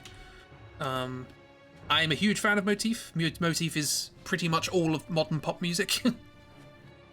But it can exist in sort of classical music and stuff like that too. You know, pretty much any classical music you can sing, you will be singing a motif.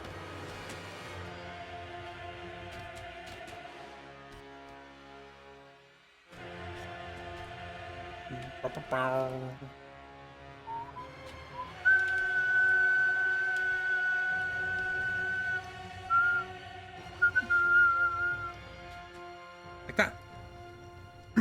But a motif could be pretty much anything. It could just be the use of an instrument.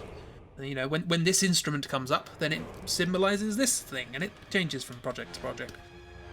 So yeah, motif is like a good place to start when thinking about dissecting music. Try and find bits that have a similar tune or a similar instrument that crops up.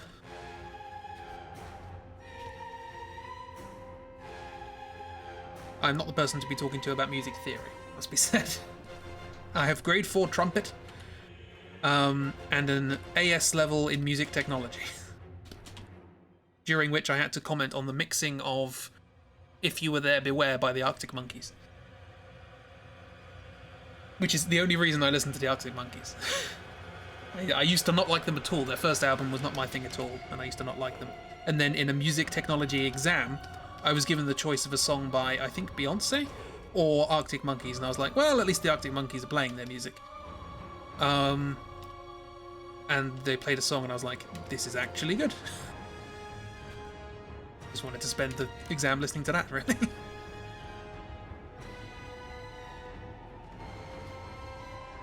Motif is a musical notification. Kind of. It's a musical notification to remind you of this is a thing. Doodle-doo is my motif. Doodaloo? That's a... Doodaloo, doodaloo. I'm sure there's a motif that's sort of like doodaloo. Doodaloo, doodaloo, doodaloo, doodaloo, doodaloo. Soundtracks for movies and motif is used a lot for associating a character with a bit of music. Yes, so you can associate it with a character, you can associate it with a particular emotion, a particular event can have its own motif. Like, for example, Lord of the Rings are very distinct. You have the Fellowship motif, Shire motif, Mordor motif. Yeah, Lord of the Rings, Star Wars, Harry Potter, they're excellent places to start for looking up motif. And how they associate themselves with film. Star Wars, I think, is sort of like the big one everyone sort of jumps towards, and for good reason. John Williams is a very good composer. I think I'm done with this. I'm as done as I want to be with this. So. But it doesn't have to be melody. You have a great video that explains this. You put it in Discord. Wonderful, excellent.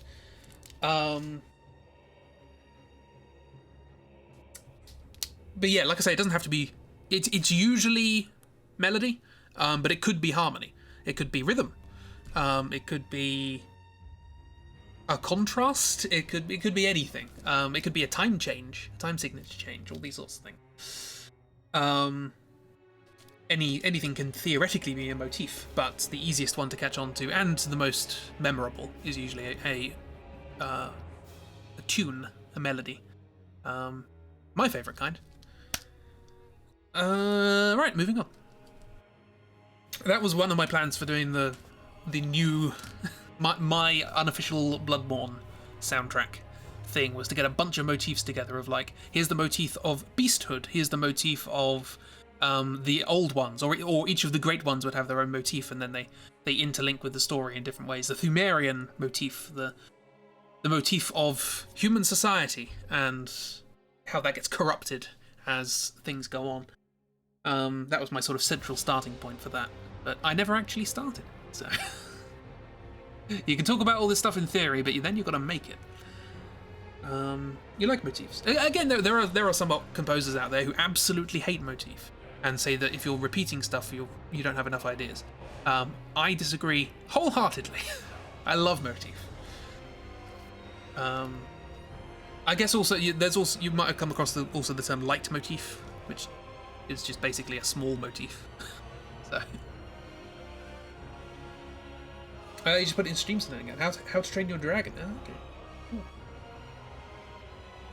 Cool. Interesting. I'm going to take a drink. A baby motif, yes. There is also an album by the Paris Combo called Motif. So, and it has a song on it called Calendar, which is very good, which got me into them. Kind of helps to get emotionally invested too. Yeah, exactly. Having that sort of... It kind of tricks your brain into remembering what happened the last time you heard that motif. And can... A bit like the olfactory sense and things like that, sort of subconscious sort of connections that it can cause. Which is why there's so much footage of people fighting the last boss of Dark Souls 3 and getting emotional in the second phase. Because all of a sudden that piano kicks in, and people are like, oh, Gwyn! And it's very sad. Even though it's not, you're just fighting a thing with a sword. But the emotional association, that's enough.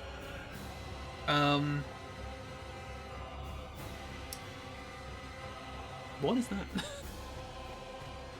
A pile of chips.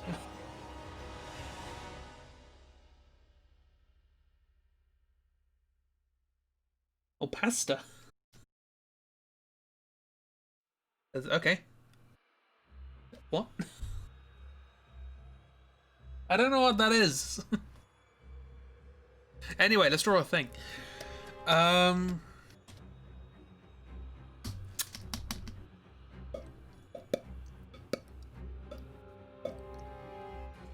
Who's my favourite boss? I don't have a favourite boss, do I?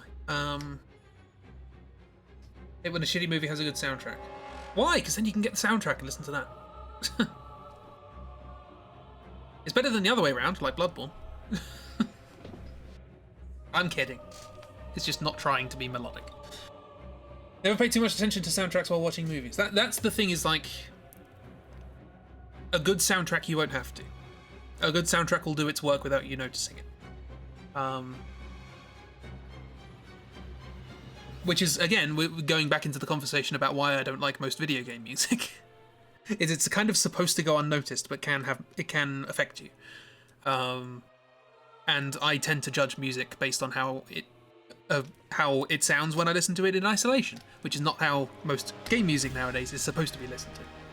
So, Gwyn and all the abilities it uses from the other games. Yes, yes. Well, the piano comes in when it's just Gwyn's moveset, and some other bits and bobs. Some variations thereof. Including the kick. I was playing Dark Souls, finish my bow playthrough. And I didn't realise that Soul of Cinder had the kick as well. That's nice.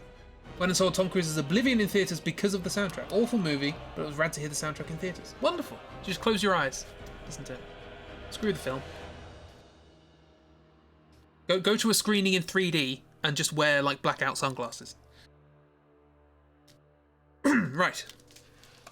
Probably the last boss I'm going to draw. What are we going to do? A random thing. I was just looking at this concept art for the old One Reborn, and it reminded me of Yoshitaka Amano. For those of you who are familiar with Amano, he did a lot of the concept art for early Final Fantasy games. I'm not a huge fan of his style, but you can definitely tell he's got a style. It's very unique. I saw a little documentary of him on YouTube, of him working and how he works and talking through his process and stuff like that. I recommend it. Does have subtitles and all that, but he is absolutely not the person I thought he was. I don't know why I got this impression of the kind of person he was. He's not like that at all. So I recommend that. Uses sound to keep you on track. Uh-huh. The distinctive style, yes. So yeah, just look up Yoshitaka Amano documentary. It's short. It's like 10-15 minutes. Interesting.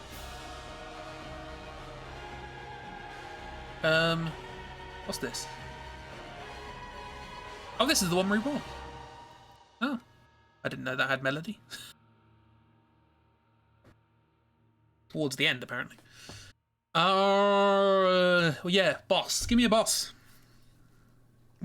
so far we've had me. We've had Rom. Good old Rom. We've had Celestial Emissaries. 3 of them. Amy. Mike. And Juan. Juan Reborn. Baby Rom. No, Rom has babies.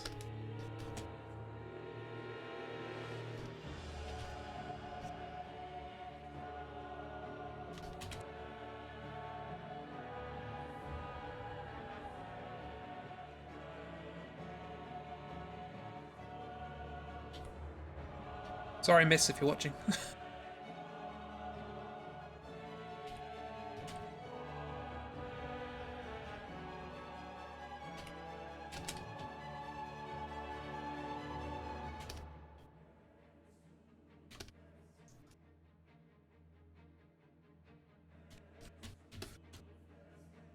Ludwig, now, why are you the only person who said something?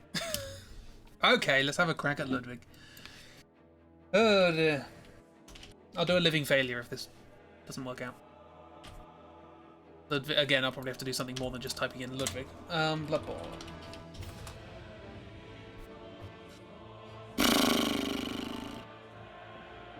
That's an appropriate sound, isn't it? Oh, I love that. Someone made their character Ludwig. Oh, the internet. Aren't you wonderful? Rom's a good mum. Rom's great. Are they the only great one who was human that we know of? I think so. Because she was from Bergenworth, and then she became a spider. You could argue that the Brain of Mensis, and I would argue that the Brain of Mensis is the collective minds of the School of Mensis. So they all became a great one, but one of the floppy crows. Oh, we could do Mergo's Wet Nurse. That's a fun one, isn't it? Let's see Mergo's Wet Nurse.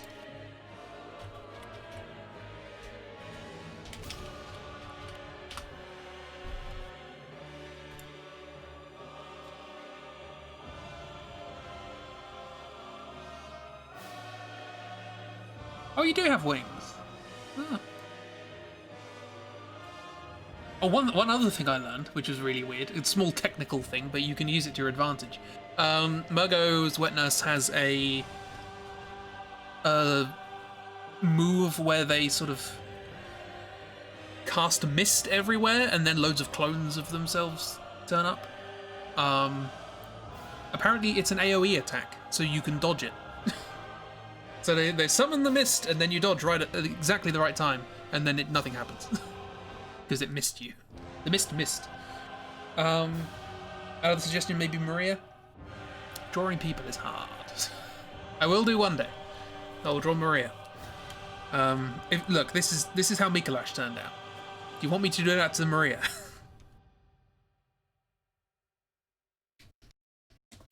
I've only died once to Maria. The less said about Cos, the better. So let's go for a kind of a very Morticia sort of vibe going on. Proper horror Morticia.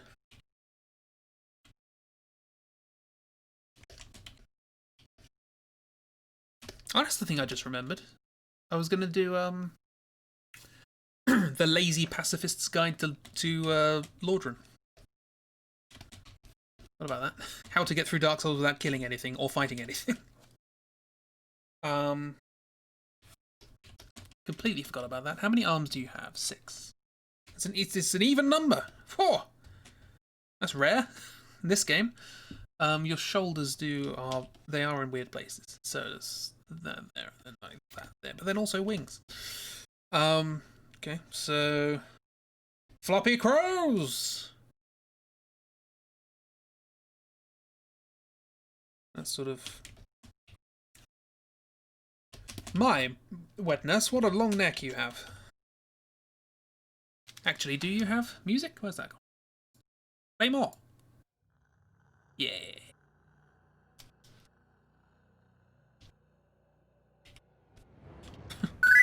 My wet nurse, what a long neck you don't. Ooh. Well, that's a fun thing. Damn people for being so impressive.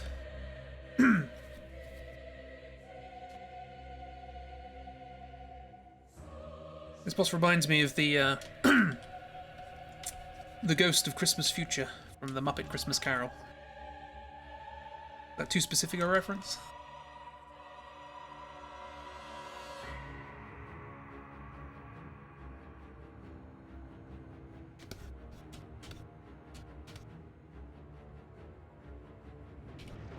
Also, quick question: whose nightmare is the Nightmare of Mensis? Because there's like 3 great ones, aren't there? Ooh, and again. No, wrong. Oh, look at her roll. Oh, yeah. Oh.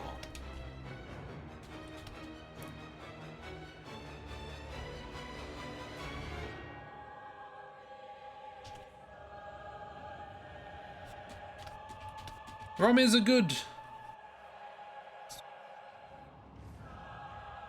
Poor Rom. Right, so this.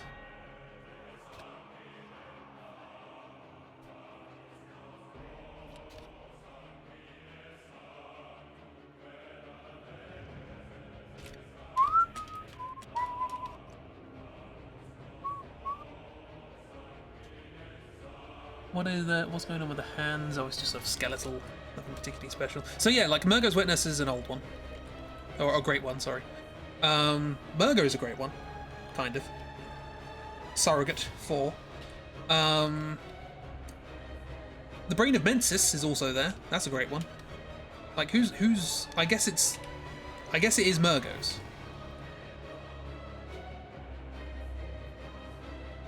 But which great one is Murgo for? Is it for the wet nurse? That'd be weird. Why don't they just call it Murgo's surrogate mother? If there was a way to spare Rom, they didn't really want to fight. I know. One of the few bosses you walk into the environment and they're just like, they're just chilling out. They're just having a stand on the lake.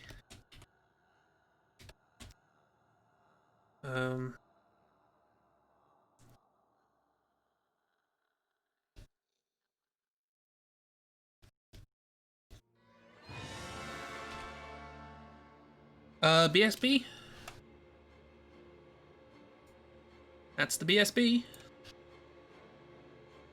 Just vibing, just having a time. Having a little time to ourselves. Protecting the city. This arm is weird. Some of the arms are weird. They're all sort of furry and strange.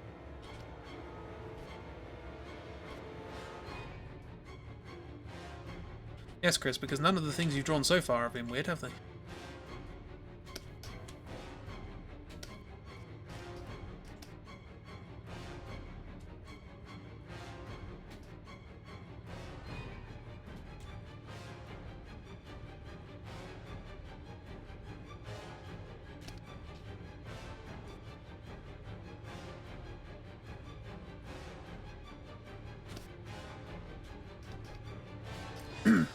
Every good mum deserves time for herself. Absolutely.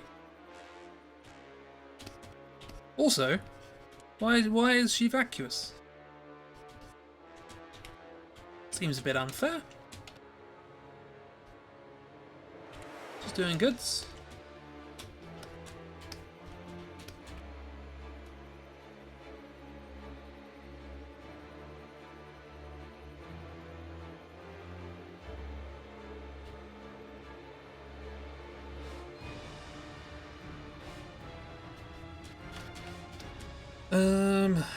There's some sort of stuff here with sort of bits dangling from it.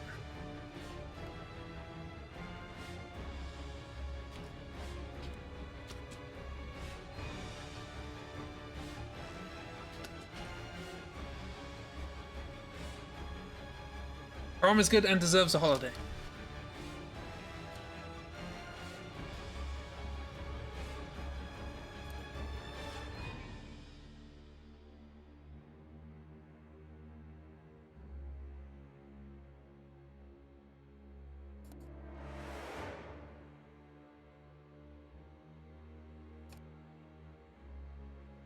Boom. Already done. Way ahead of you. Approximately 6 months ahead of you.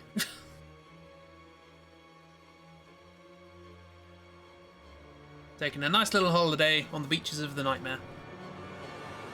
I assume the Nightmare has beaches. Oh, it does, doesn't it? It's got the fishing hamlet.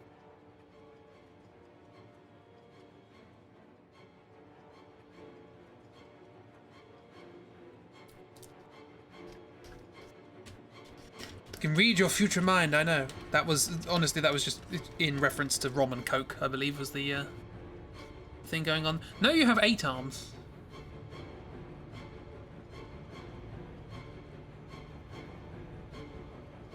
You just have 6 swords. Well, that screwed up my plan. I have 3 minutes.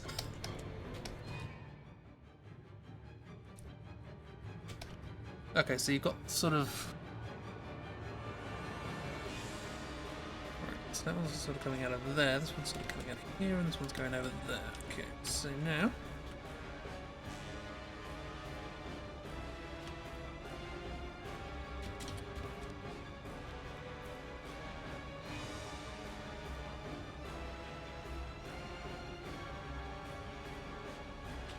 Foreshortening.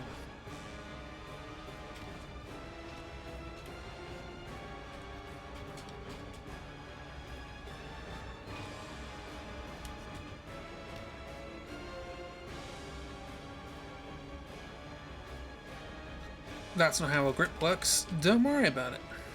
The handle is also curved. 6 arms plus 2 hidden arms. Are arms that don't hold knives really arms? He's Chibi with the philosophical hot takes. If an arm falls in the forest and there's no knife in it.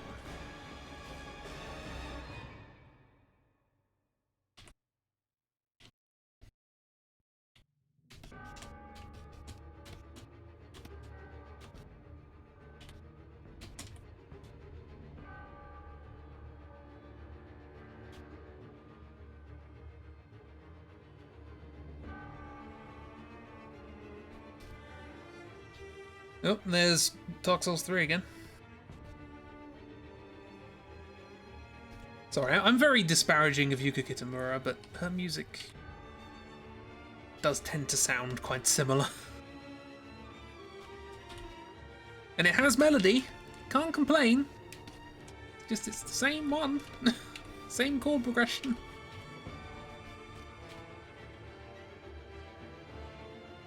Alcan Epic. I know, choir.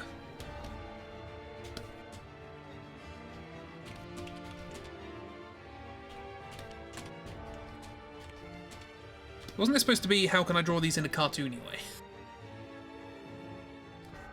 Sorry, I just realised what I'm trying to do.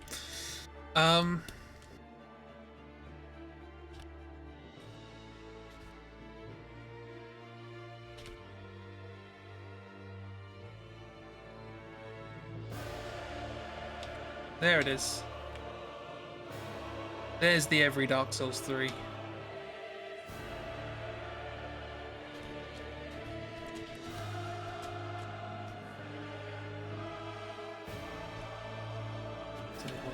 Here, the sword sort of comes out here.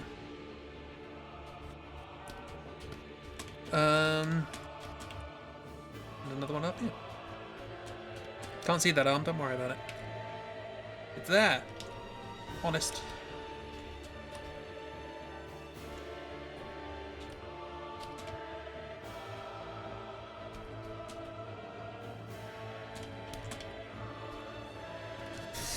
Yeah, I'm not really much closer to knowing what to do for these bosses for comics, but as I say, unlikely to happen anytime soon.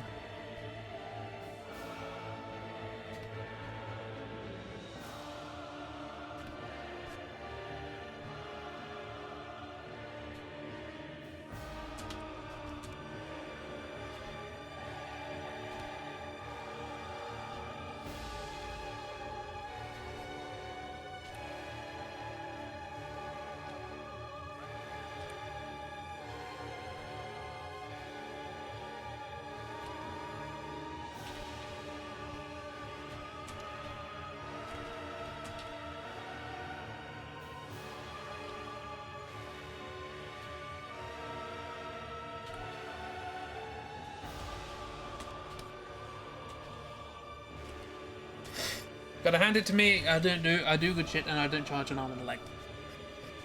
No legs here, only arms. It's the amygdala way.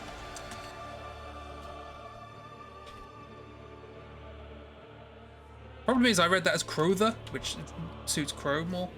Crow Mother.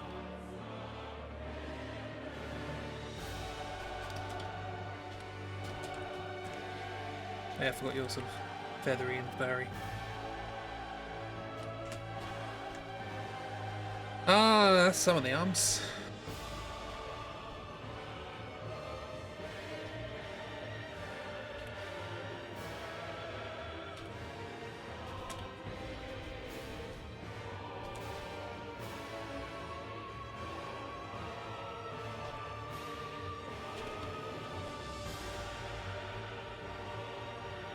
Oh no, it's behind this hand.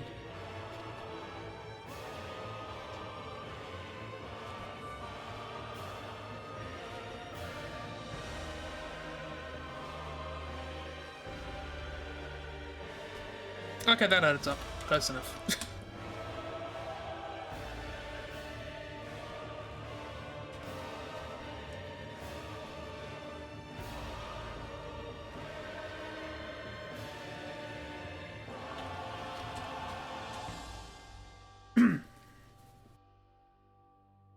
Grandpappy, the only crow who's a grandpappy, a dad, and a mother at the same time. Takes talent. Takes dedication.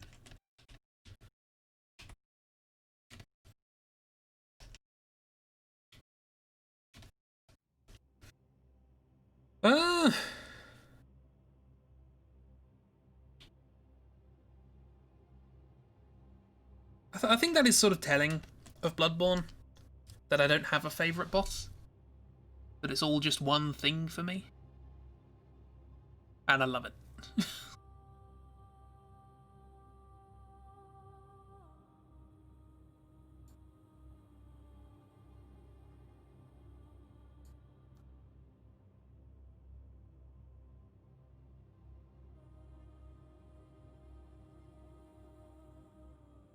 Ah, some cool fan art here.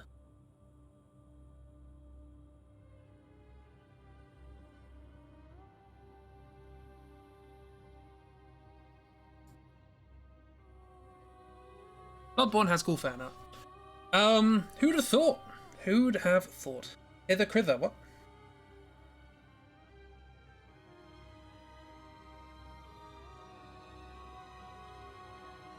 Wonder how quickly you're going to forget about them now.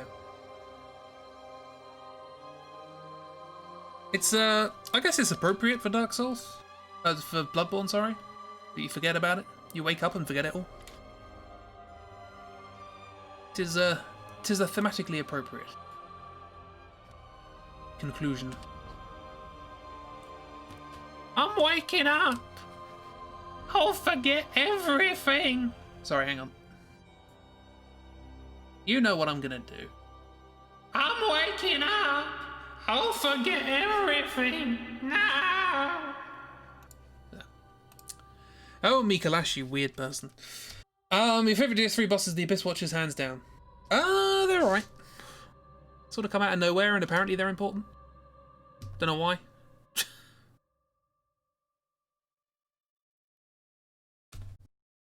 I do feel like... Did we talk about this?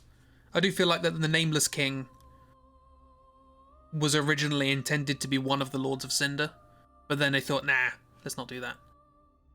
Because it makes sense. They're going to branch off from the area where you fight the other Lords of Cinder. Or the Lords of Cinder before the Lothric and all that.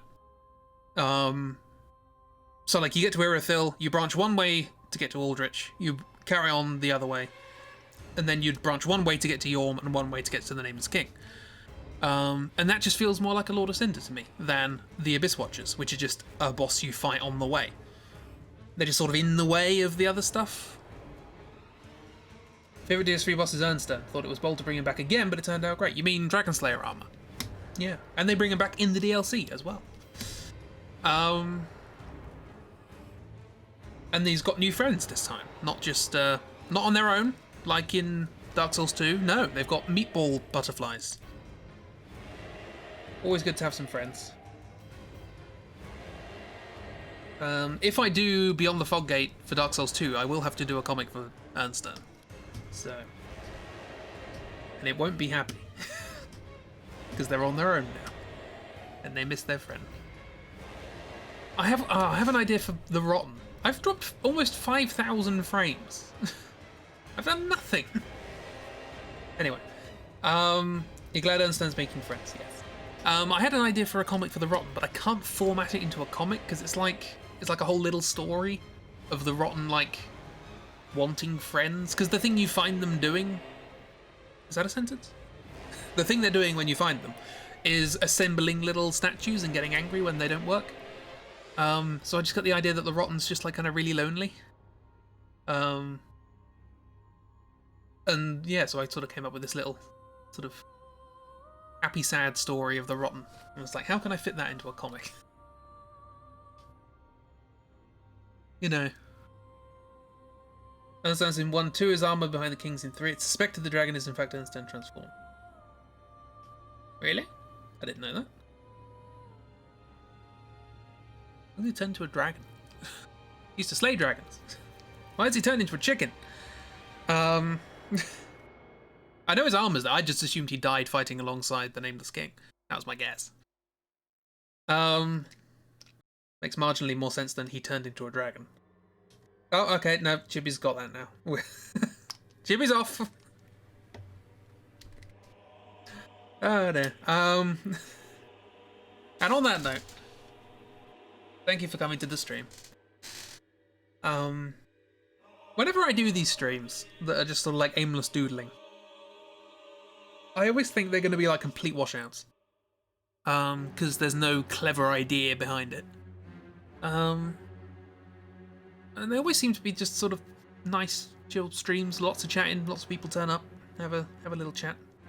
It's been lagging pretty horribly for you. You think it's your internet acting up though, since no one said anything. Keep refreshing and hoping. Oh, okay, so yeah, there's been a lot of chat on stream if it helps, but if you can't see that, so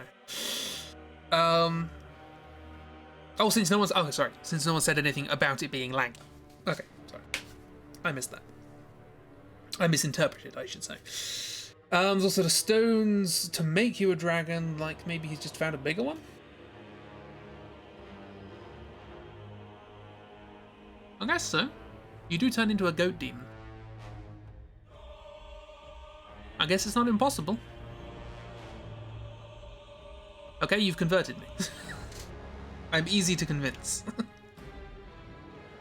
I will stand my ground is a ridiculously stupid theory of the fans just going insane with the, what? There's a rock? Sure, okay, I'm on board.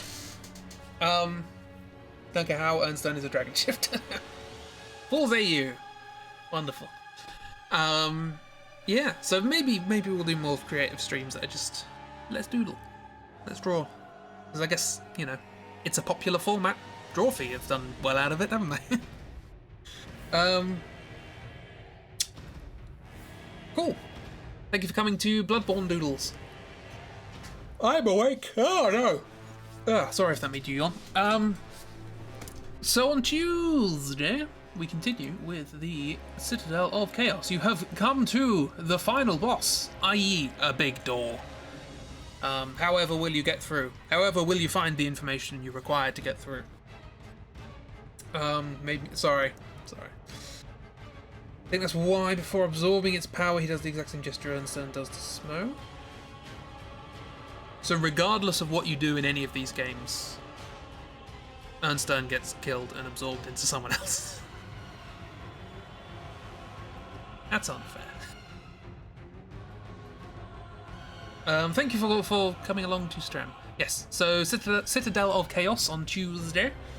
We're getting near the end. We are getting near the end. Honk. We're getting near the end. Wednesday and Saturday, Castlevania Symphony of the Night. We appear to be getting near the end of that, but I know better. Both Ernsterns you fight are illusions, who knows? Well, yeah, that's true. Who bothered to stay behind? Also, if you kill Ernstern in Dark Souls 1, which you have to finish the game, how can he be in Dark Souls 3? Also, who survives that long? Patches, I guess? Patches and Ernstern, that's it. I love how we're just saying Ernstern now. Not even trying to say it properly. Citadel of Chaos, Revenge of the Door. Who'd have thought it? Who'd have thought it? So yeah, thank you for coming along, everyone. I'm gonna drop things, and then I'm gonna stick on the Cleric Beast soundtrack because it's one of the best pieces of music in a game. Sieg family line lasts that long. Yeah, but that's a family. You know?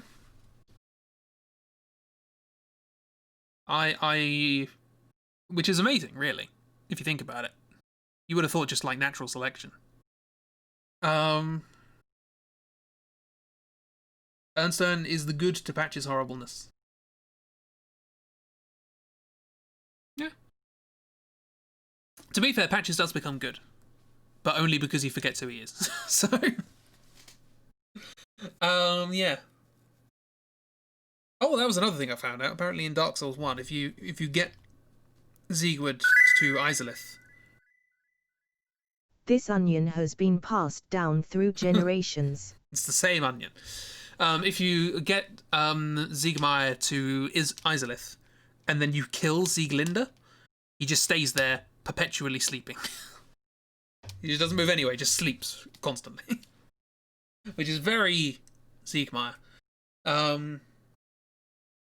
He doesn't become good, he just becomes a blank slate. He helps you. He finds items. He goes out of his way, dangerous times, to get items and then gives them to you for free.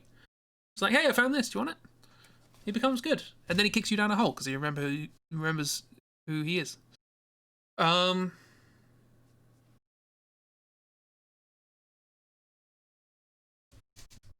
Yeah.